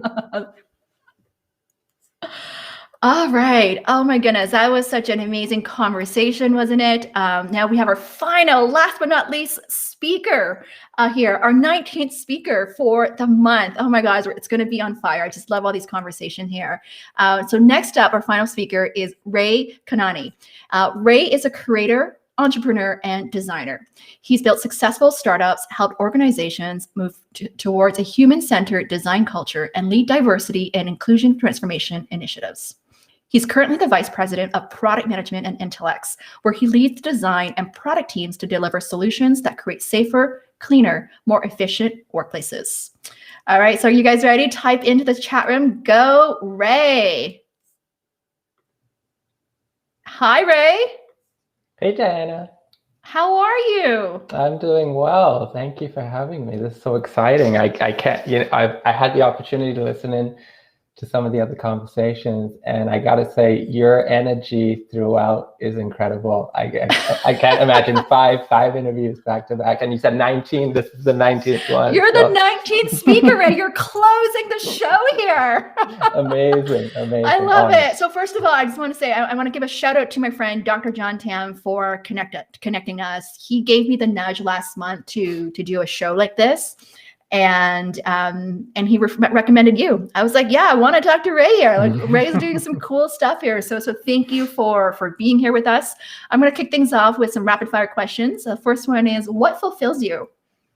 Yeah, great question. Definitely one that gives me pause and makes me think I haven't thought about this enough, right? But I think it's really these days helping teams realize their potential. I think a lot of the time teams get into this rhythm and feeling that they've kind of met their potential, and in order to kind of exceed, they need more people, more budget. And I have found every time when you challenge that, you unlock incredible opportunities to achieve some really great outcomes with the people you have. And that's incredibly fulfilling to see that when that happens. Nice. And what are you known for? I am known for challenging the status quo. A lot of people kind of bug me about it. I'm always saying, there's got to be a better way. It's always, in my mind, there's always a better way. My partner gets frustrated because she says, why do you never follow the recipe when you're cooking? When you're cooking for us, and oftentimes my response is, well, I know what that tastes like. I know what the recipe tastes like. My partner follows the recipe every time, and I am always so curious. What if we do it a little bit differently this way? It doesn't always work out, I definitely, but I am known for always challenging the recipe and trying new stuff. I love that. I'm so funny when I go out, when I used to go out for restaurants, I would want to try the new dish, but sometimes it's not the best dish there, but I just want to try it out of curiosity. Totally. I'm like, oh, that looks different. I love that, right? I love that. What are your guiding principles in managing and advancing your career? I've always had two big buckets that I think about. One is growth. So am I growing in the areas that I want to grow? I have this I'm always curious about, I'd love to get more experience in this area, or I get some at-bats to learn what works and what doesn't work. So am I growing and am I having an impact? I think both are so important. If you're growing but not having an impact, that's not sustainable. And if you're having an impact and not growing, that's not sustainable for you personally, right? So understand, kind of always questioning, am I growing in the areas I want to grow? Sometimes you're growing, but it's just, I don't really want to know. I don't care to push myself to grow in these areas. It's not exciting or passionate. And then am I having impact? And I think impact is so important, the value that you deliver. Are you doing that? Yeah, it's similar to that theme that Alfredo was talking about as well, the growth and impact. And that's big for me too. The work that I do, it is about impact, right? I want to grow, but also make an impact in people's lives as well there. So let's move into your career journey. What's interesting about what you currently do? What problems do you solve? Yeah, so as you mentioned, I'm the Vice President of Product Management at Intelex. We are a environmental health and safety and quality company. That's kind of our passion and our core competence. And we kind of sum that up, like you said, safer, cleaner, more efficient workplaces. Intelex has been around for 30 years. It actually has a really interesting origin story. It came from the Bhopal disaster in India. There's a chemical plant that there was a disaster there where the chemicals leaked into the water source. And DuPont, I think, was the company that was managing that factory. And they said, we can never let this happen again. What do we need to have? And they need processes. They need standard work to mitigate any risk of that happening. So 30 years Intelex has been around, bootstrapped, very scrappy, Toronto-based, and about 2 years ago got acquired by a large Fortune 100 company called Fortive. And a lot changed, right? Like you go from a time horizon of a year to now we're planning the next 20, 30 years today, right? We're asking ourselves, where do we want to be as a business? What's the impact? What does success look like for us in the next 20 and 30 years? And that's a completely different culture. And so that's really interesting, right? Like you have people who have worked their butts off to build this company to where it's at. And now we're saying, we're very appreciative of that work you're putting in. We're gonna have to shift pace, shift perspective. We're thinking long-term, we're thinking iterative, continuous improvement to get there. And we're thinking really, really big, right? That can be scary. That can seem like, whoa, I don't know if we're ever gonna be able to do that. And that's okay. That's, I think, that's when you're thinking big enough. You gotta really challenge yourself there. But that to me is super interesting to help us kind of cross that chasm, and again achieve our potential. I think now that we're part of this Fortive family, we have our potential just kind of exponentially increased, and now we have that opportunity to go realize that. Amazing, amazing. So what's the biggest risk you took in your career? Taking lots of risks. The one that really stands out to me is one of my first ventures came out of university. I started a company with two co-founders called SmartPicks, and its origin started as just helping out my family who had a chain of hairdressing salons. I thought it would be a great idea to have a photo kiosk in the salon for before and after pictures, and those photos would go straight to social media. I realized it was terrible. Once I built the prototype and put it in the salon, I realized it was a terrible idea because no one wants to have their before and after picture go up on social media. But we fortunately pivoted and found a home within nightlife and sports arenas, and we ended up. It kind of really snowballed after that.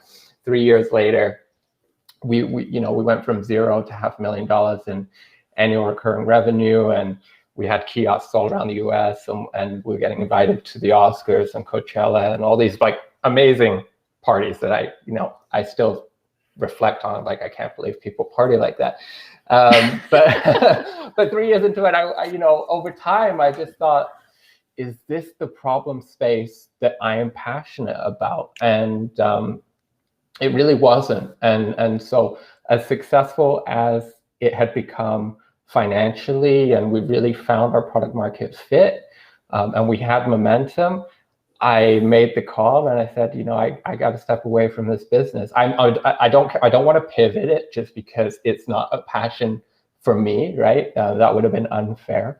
But I made the call and said, other people can operate this business. They don't need me. I'm going to go explore other problem spaces to dig into, and it was a great decision. It was a tough decision because you've worked your butt off for 3 years. And you think, what am I doing? This is what I've been dreaming about, and then you get it, and you realize, well, it's not really what I want to do for the next 3 to 5 years. Yeah. So I'm curious to hear, what has helped you get to where you are in your career? Because I know you started off as an entrepreneur, and now you're also in a full-time corporate role. Can we talk a little bit about what has helped you to get to where you are today? Yeah, great question. I think there's been a lot of allyship that has helped me. A lot of white men opening doors for me in positions of power and influence. And I think those people have been incredible catalysts I've put their reputation on the line and said, hey, raise your guy. And I'm very appreciative of that. And I look to do that for others these days and pay it forward. But I think allyship and people vouching for me has been a big catalyst. Nice. Thanks for sharing that. I think it's so important to hear. I think just listening to that, the importance of that we need to also surround ourselves with people, right? Finding people of power to advocate you or sponsor you, to speak up as well there. I want to talk a little bit more about your cultural upbringing. I want to talk about, actually, let me see here. Yes, because I know you immigrated to Canada here. I'm going to talk a little bit about that first. I guess your story about immigrating to Canada, what challenges you faced when you immigrated here, and how did that shape who you are today? Yeah, sure. So I immigrated from the UK. My parents, it's a big journey of immigration, right? So my ancestry is South Asian, and my great grandparents immigrated from South Asia to East Africa, and then my dad's side of the family moved from East Africa as refugees to the UK, and my mom's side moved from East Africa as immigrants to the UK, and then we moved to Canada. So I think just seeing that journey of immigrations and immigrating and taking risks, right? It's always a risk to uplift your family and your home and to a brand new country. I've had the opportunity over the past year to really reflect on that impact, and I think now I've been able to spend more time thinking about my heritage, where in the past I've really been thinking about how do I fit in, and I've been reflecting on coming from a family of refugees who, when I think as a refugee, your number one priority is to be a good guest, right? Like you feel like someone's welcomed you into their home. It's not your home, someone else's home, and you're a guest, and you don't want to, knock anything over or disrespect anyone in case you get kicked out, because you don't have anywhere else to go, right? Yeah. And as an immigrant, you're often moving because you admire this culture. You feel like this is a better place for your family. And growing up in that environment, for me personally, I rarely thought about my South Asian heritage. It rarely came up. We were always thinking, I was always thinking, oh, UK or Canada, I got to learn from those people. I got to taste their food and listen to their music and dress the way they do. And only now am I starting to feel confident enough in myself and where I'm at. And I think a lot of other support around me really give me the opportunity to look back at my heritage and start to reflect and take the incredible richness of that heritage and start to appreciate that more. Yeah. And what would you say, how has being Asian impacted your values, standards or norms? Yeah, I don't know if it is so much Asian, but I think the refugee story has really impacted me in terms of I used to have a very anxious energy, and it took me a while to like unpack that, and it would impact relationships, it would impact work, and yeah, I had support to kind of unpack that. And I realized coming from a family where overnight things changed, like everything was good, and then overnight it all gets like completely 180. And I think I had a lot of that energy with me. When things were good, it scared me almost, right? Like when you get a job, it's like, and it's a great job. You've been working really hard at it. That was really scary for me, because it was like, oh my God, this could get taken away. Right now, now I have something that could, and unpacking that and spending time to reflect on that was a game changer for me in terms of confidence, in terms of really leaning into the opportunities, and feeling like they're here to stay, and I'm going to learn a ton from it. And good for you. Yeah. That's great to hear that. I just love hearing that, it's recognizing maybe some of the challenges, like you talked about the anxious energy, and unpacking it so that you can process it and heal from it as well and move forward. So thank you for addressing that. So let's talk a bit more now into your topic, courageous conversations, creating a safe place at work. So I want to talk about, why did you create Coffee's on Me and howwefeeling.com. And perhaps if we could take a step back, give some context of what it's about, and what got you started with it. Yeah, what got you started absolutely. with that? Yeah. Yeah. So Coffee's on Me is an interesting one. It came out of a failed startup. Startups are tough. We all know that. And I got the opportunity to listen to Misha's journey, and it was reminiscent of, I think, Ignorance on Fire. That one's going to really stand out. That one stuck in my head in terms of the startup journey. But we made a lot of mistakes, and we got to a place where we had to make a tough call and decided to shut down and return some of the family friends money that was given to us in support. And at that time, I was looking for a way to say thank you in a real human way, but a virtual way.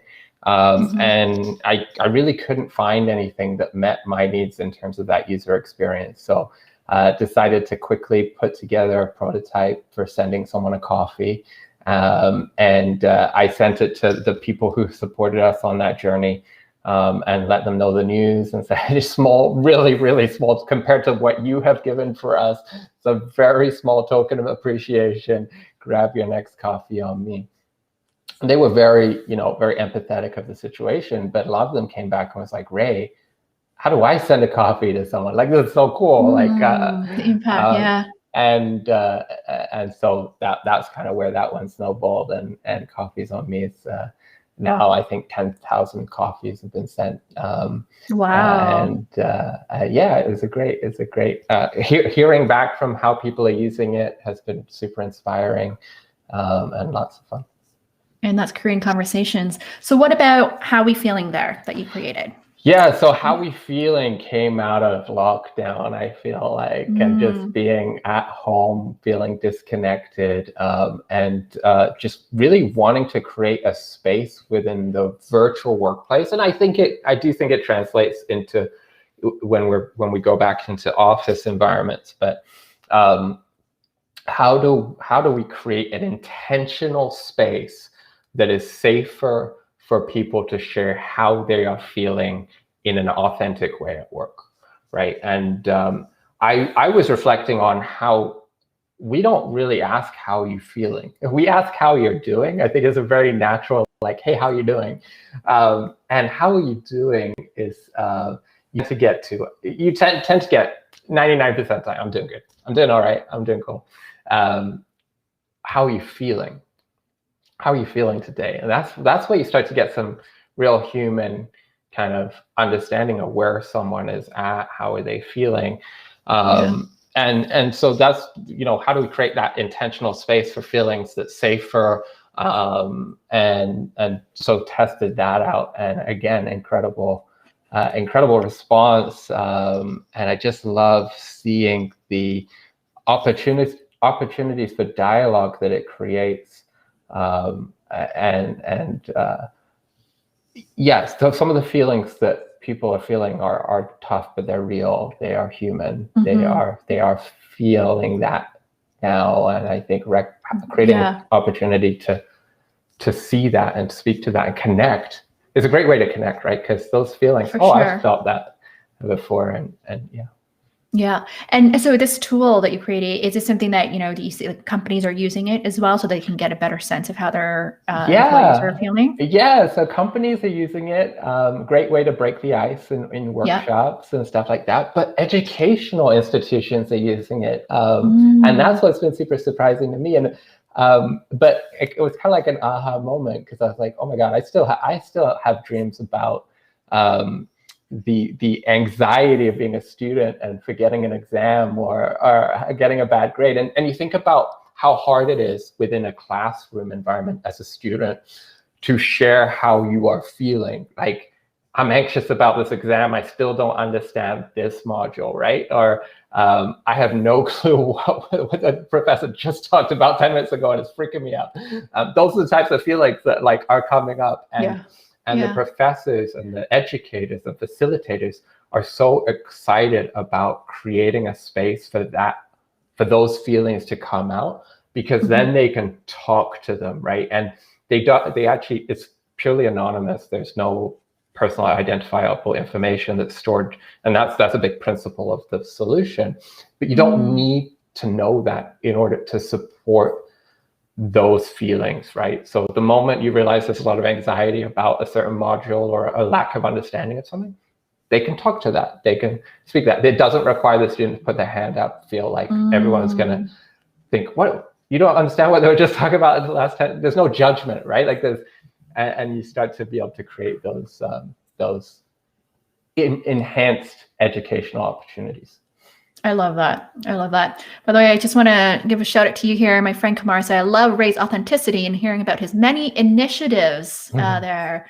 And I love what you're saying here, because with this, how we feel, and I want to just acknowledge this because I noticed as a coach as well, since the pandemic, I've been also hosting more private sessions with my clients as a group where we talk about our feelings as well. Like I don't say it that way, but it is more, I know it's around the mental health, the mindset, how, you know, people's challenges, like with kids at home, for example, trying to work or trying to find work, or, you know, those are the struggles that people have. And so I think it is so important to be able to find that space or the tribe that you can be part of. And I want to ask you, I guess my follow-up question here is how to really create that safe space at work to have these courageous conversations. What's your framework?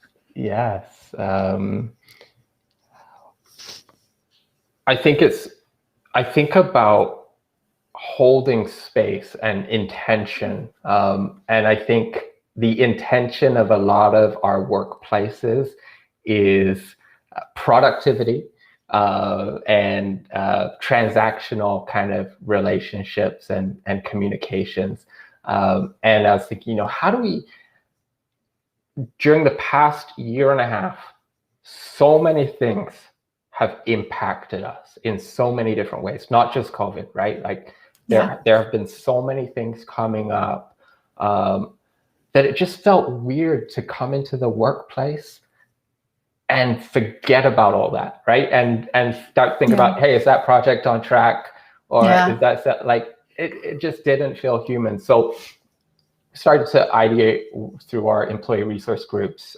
How do we create an intentional space for talking about these topics, right? Systemic racism, anti-Asian hate crimes that are going on in the news within Canada and the United States and around the world. How do we create a space for our people to come together and share their perspectives and how they are feeling? And so we came up with this framework called Courageous Conversations. And the first step is intention and setting kind of, this is the intention for this time slot in the calendar, and letting everyone know that what the intention is and why we feel like that's important, right? It's completely optional. You don't have to attend, but we are creating a space in the calendar open to everyone in the company. And this is the intention.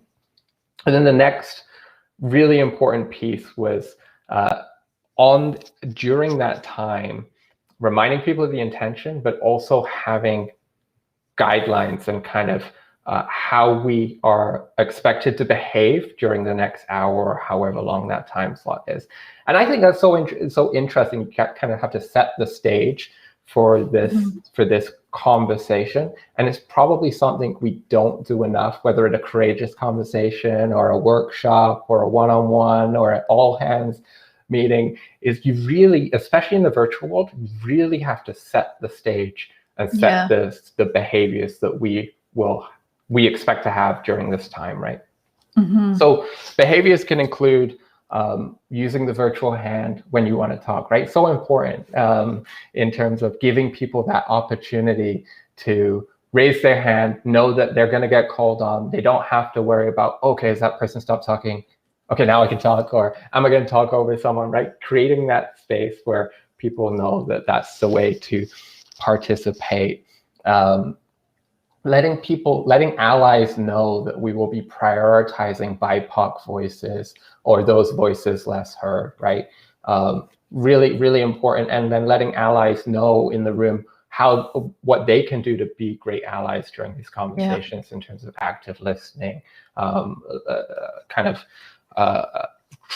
listening to understand versus to talk and share their opinions, right? And then the third piece, really important, multiple opportunities to share your perspectives. So if you want to share on camera, that's great. Here's how you do it. If you want to share in the chat, that's great. Here's how you do it. If you want to share anonymously, that's great. We've set up a channel for that too. And so when we set this framework up, there was some anxiety that we were going to get in a room, a virtual room in this case, for an hour, and it's just going to be silent. Because we thought, like, well, are people really going to feel comfortable sharing these perspectives? I can tell you we were very wrong on that. And I think it was because there were opportunities to share in different ways. The anonymous channel is incredible because it actually starts to be a catalyst for people to share in other ways, because they see things as like, yeah, I feel that I'm not the only one. Okay, cool. Like, yeah, maybe I'll share that in the chat, or maybe I'll get on camera and I'll share my perspective. Incredibly powerful conversations we've had. I've cried on many of these. I never thought I'd cry at work, but I've cried at work. And the connections, the tribes that we have kind of helped people find, they always existed, but now they're finding each other and hearing voices like them and hearing perspectives and seeing similarities that otherwise wouldn't have been known. Incredible. Wow, that's amazing to hear that. Because I'm just thinking, right, of, one, I think this is important because with what you said, everything that's happening, there's so much to unpack, right? And we just never know what's going on in people's lives. Now, at the same time, on the other hand, would people feel that they will get judged by sharing? Or would this hurt their career advancement, for example, if they share too much there? Like, I don't know, like what are some advice on that there? Yeah, I think those anxieties are completely fair, right? And I mean, that's why we created that anonymous channel for people to be able to share that way. We have courageous conversations ongoing, right? And so I think the organization has to follow through on what they say. It has to have really strong say-do ratio. So if we say this is a safe space and someone shares something that makes the organization feel uncomfortable, and let's say something were then to happen to that person, that would ruin that. The trust would be lost, right? But if people see that and see, oh, that was celebrated, that was appreciated, and maybe that person is now like they have opportunities to kind of mold the organization and participate. Okay, that's a different now. Now I'm thinking maybe I feel a bit safer, right? I think it takes time. It takes behaviors of the organization in terms of their say-do, and just that continued journey. It doesn't happen overnight. There will always be people based on kind of their different journeys that feel safe in some areas and less safe in others, and that's completely fine. That's great to hear that. That's great. Yeah, Kumar said, I love that. Meeting people where they are at and giving them multiple avenues to share their thoughts truly makes for a safer space. So just to dive a little deeper is in terms of how to spark the deeper conversations and develop meaningful relationships. Yeah, it's something I think about a lot. And I think COVID, being in lockdown, has really kind of brought this into the light in terms of meaningful relationships. I think a lot of my relationships before COVID were quite transactional. In terms of, I work with these people. As we go remote, I realized that transactional relationship exposes itself quite a lot in terms of like, oh, just jump on a call, jump off call. You can't really fake a deep relationship when you're remote. And so I was thinking about this, like, what makes for a superficial relationship, what makes for a deep relationship. I think deep connections are human, right? And there's some level of vulnerability. There's that you can connect on a human and emotional level. And to do that, I think you got to think about what are the things you talk about. If you're always talking about transactional processes, let's say work-related projects, then that's probably where your relationship's going to be, right? And so the types of questions that you ask, I love the questions that you ask at the beginning of this interview. I think those are the types of questions, like what drives you, what keeps you up at night. What are you passionate about? What's something that people might not know about you, but you wish they knew about you, right? Like these are the types of questions that you start to build that connection with at a human level. And I would encourage people to start thinking about, maybe we can have some of those questions in our one-on-ones or our team meetings or in order to kind of drive those connections. I love that. And what you're saying, it reminds me, of my training as a coach, right? As a coach, we're trained to be curious. And so I have a saying, it's like, be naturally curious and genuinely interested in people. And by having that mindset, like, we're being more coach-like, we ask questions. We ask questions about who is this person, right? In terms of what drives them, what fulfills you, like things that's going to make them light them up, right? Versus just like, hey, have you got this project done yet? Yes. Have you set up this meeting yet? We're just starting off. I was like, we start off with something more interesting, right? Like, what was interesting about your weekend there? Yeah. Right? We forget to really that, bond right? and connect. Yeah, we Totally. forget that, right? And that's so important, because then you learn more about, there's more to work, right? In terms of work, in terms of life, right? There's things outside of work as well that you want to learn about the person, what makes them interesting, and that whole human connection side there. I love that. So my other question is how to be entrepreneurial to stay relevant and marketable, especially in today's climate where things are always changing, and you're very entrepreneurial, and want to get some tips and advice from you on how others can be entrepreneurial as well. I had, like I said, I had an opportunity to listen to the other speakers. I'm gonna take from Misha. I loved her comment around Misha Inc. And it is exactly kind of what I think too. It's just think of yourself as a product, and think about yourself as, okay, so what's the value? Where do I want to play in? I think where do I want to play in is super interesting, right? I'm not sure if people have seen products where they play in all different places for all different people, and you're just like, what does this product care about? Like, what are they passionate and thinking about when they wake up and go to bed? And I think when you're thinking about yourself in terms of where you want to go in your career or opportunities, what are the problems that you're passionate about solving? I think that the best products are very clear when you go and see their marketing materials. It's like, okay, that's the space they play in. That's what they're passionate about solving. How they position themselves, how you position yourself. I even think about things like freemium models, right? Like as a person who's passionate about solving problems, you can start then to think about, well, how do I deliver some value for free, potentially blog posts, videos, engaging in conversation on forums and answering questions and giving tips and tricks. And then, you always want to keep some back in terms of, well, yeah, and if you like this more, like, here's my LinkedIn, here's what I can offer, X, Y, Z, right? But that's kind of how you build your brand. But I do want to hone in on passion that you care about solving. It's so important. I hear a lot of people come to me and say, Ray, I'm interested in getting into tech. How do I get into tech? And I think tech, that's not a problem. That's a way to solve a problem. So what's the problem you're passionate about? Technology can be applied to any problem you want. And I have a bias that it's usually a great way to solve problems in kind of cost-effective and great user experience ways, but not always. But that's where I get a little frustrated when some people come, it's like, hey, I want to get into tech. It's like, well, it's like a company saying, we're a technology company. But you have to play in a certain space, right? You have to apply technology to a certain problem.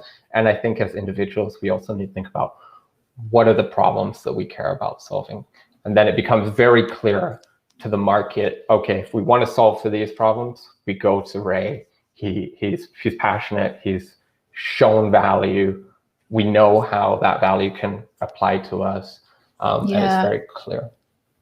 I love that. You're speaking my language. I love how you said you're bringing on this product hat, right? Thinking of yourself as a product and your own positioning of, right, what value do you bring to the table, right? What makes you unique and stand out? And that's how I teach about branding as well to my clients as well. Think of yourself as a product, what makes you unique and stand out. But more importantly, what you said is like, what problems are you passionate about solving? Because when you start thinking about that, you're naturally, I think this is why like you created these things, howwefeeling.com, Coffee's on Me. You're thinking about the problem and the solution. How can I actually solve that problem as well? And that naturally will get you to become in a creation mode. You're creating, creating and developing or building as well. Right, rooted in a problem that you're passionate about solving, and that's your anchor point, right? Because the solutions, the jobs, the opportunities, they all can look different. But if they're rooted in a problem that you care about solving, there's that line, that's that kind of that line that can tie it all together. Yeah. Can we just wrap it? Because I remember reading from you that is you love solving, I guess, these problems on the side on the weekend projects. Like, what advice do you have for people who want to just get started? Let's say a side project or an idea. What practical tips do you have for them to get started? Yeah, sure. I'm going to repeat myself again, just to remind. Yeah. It again starts at the problem. So once you're like, hey, I got an itch, I really want to solve this problem. Then I think it's a lot about experimentation. How do you learn fast? I can tell you, whatever you think is going to solve that problem, you're wrong. That's the first, like, understand, like, and the sooner you can, the value here is, where are you wrong? So it's not a blanket statement, you're wrong about everything.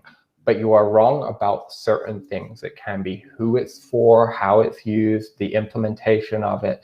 But the sooner you can learn where you're wrong, the faster you can iterate and learn. So that's how I would see it. It's like, hey, here's the problem space I want to solve. I have a hypothesis. I think we can solve it this way. Now, what's the fastest way you can learn that where you're wrong on that hypothesis? And which would imply you're learning where you could potentially be more right? So building that iteration cycle every weekend, try something, learn something, build on it. So important. You don't need to learn, you don't need to know how to code. In fact, it's probably better to start not knowing how to code, because when you do, you tend to over-engineer it. I do.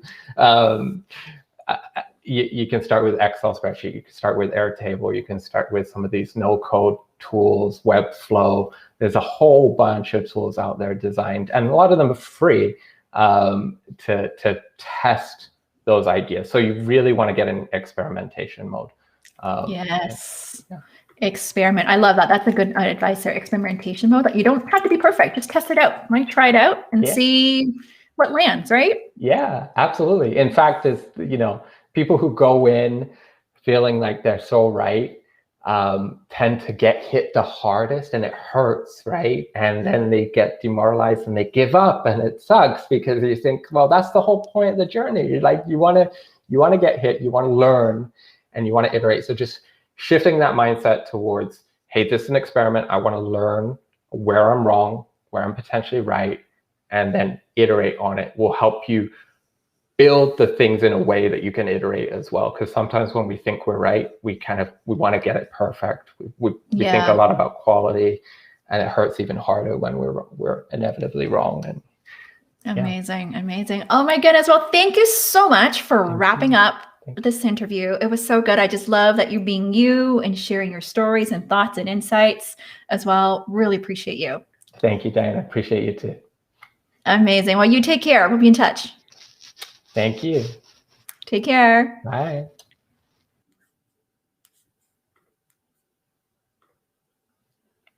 Wow, what a day. I just wrapped up my 19th interview for the Amplifying Asian Voices series, and I had a blast.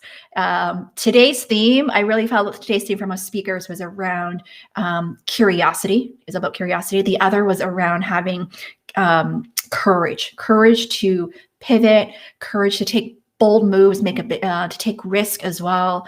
I just really enjoyed it. And so if you're here, type in the chat room to let me know, what are your biggest lessons of the day?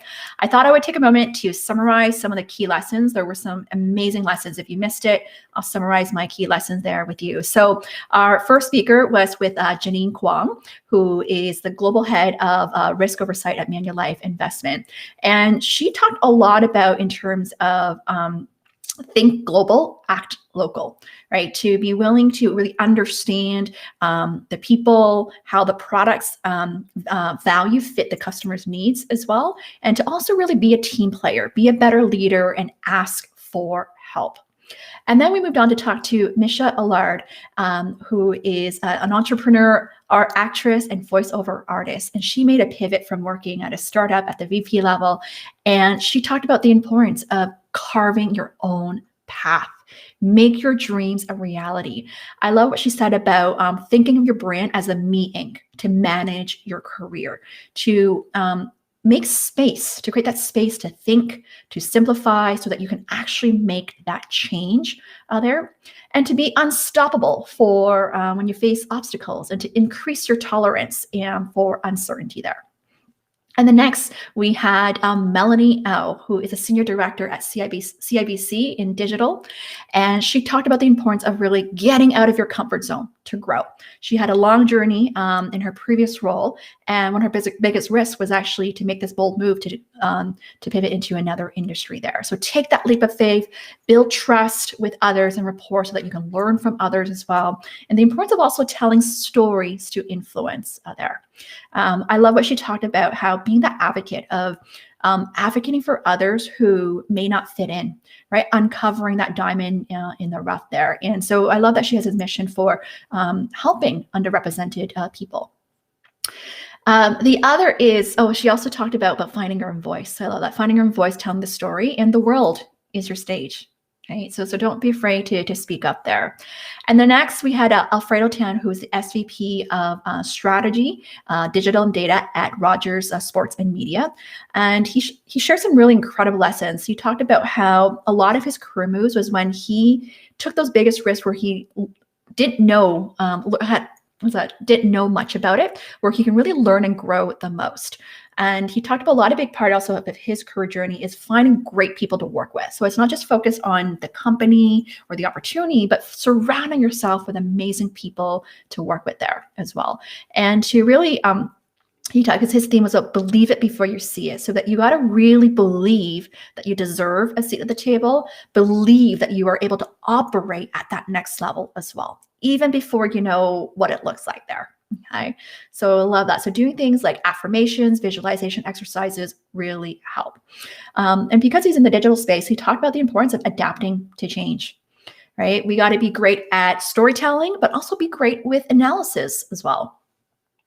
And then lastly, we had Ray Kanani, who talked about courageous conversations. And he really also talked about curiosity, challenging the status quo, right? Be entrepreneurial to stay relevant, always thinking about making an impact and growing there.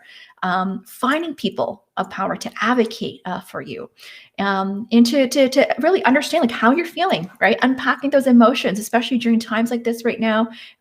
It's important to unpack those emotions and talk to people by creating also a safe space. And I love what his framework of setting that intention and setting that the stage and guidelines for people to share, and giving everyone an opportunity to share, and they could do it anonymously as well there.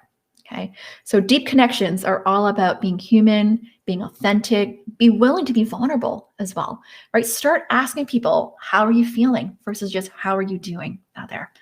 And then lastly was to stay relevant in the marketplace is to really be entrepreneurial, to experiment. Think of yourself as a product. What problems are you solving? What problems are you passionate about solving there? Okay, so I hope you guys enjoy this. Thank you so much for being here. Kamar, thank you so much for staying with me as well. I had a blast doing this. Like, I just want to quickly wrap up here. You know, this just happened about a month ago, right? My friend, Dr. John Tam, was asking me, like, are you going to do something for Asian Heritage Month? And at first I wasn't sure because I had fears as well in terms of like speaking as well. But once I got invited to speak about anti-Asian racism as a moderator, it actually got me more passionate, because as I was doing research, I got really passionate about realizing that Asians are underrepresented in management and executive level positions. So I really wanted to use my platform to amplifying Asian voices as well, and to have more of these authentic type of conversations, to learn about our different upbringings, our cultures, challenges we face, and how that has made us stronger, and to continue to reach that next level there. So I really hope you guys enjoy this. I spent a lot of time preparing for this as well. I'm so grateful that I was able to find some amazing speakers to have some amazing conversations with, and that made the planning a lot easier there. So feel free to give me some love, some likes, to share this with your friends or colleagues who can benefit from this. I know I've been getting messages from a lot of you who've been tuning in, listening to the replays here. So thank you so much for your support. And I look forward to seeing you guys soon. You guys take care.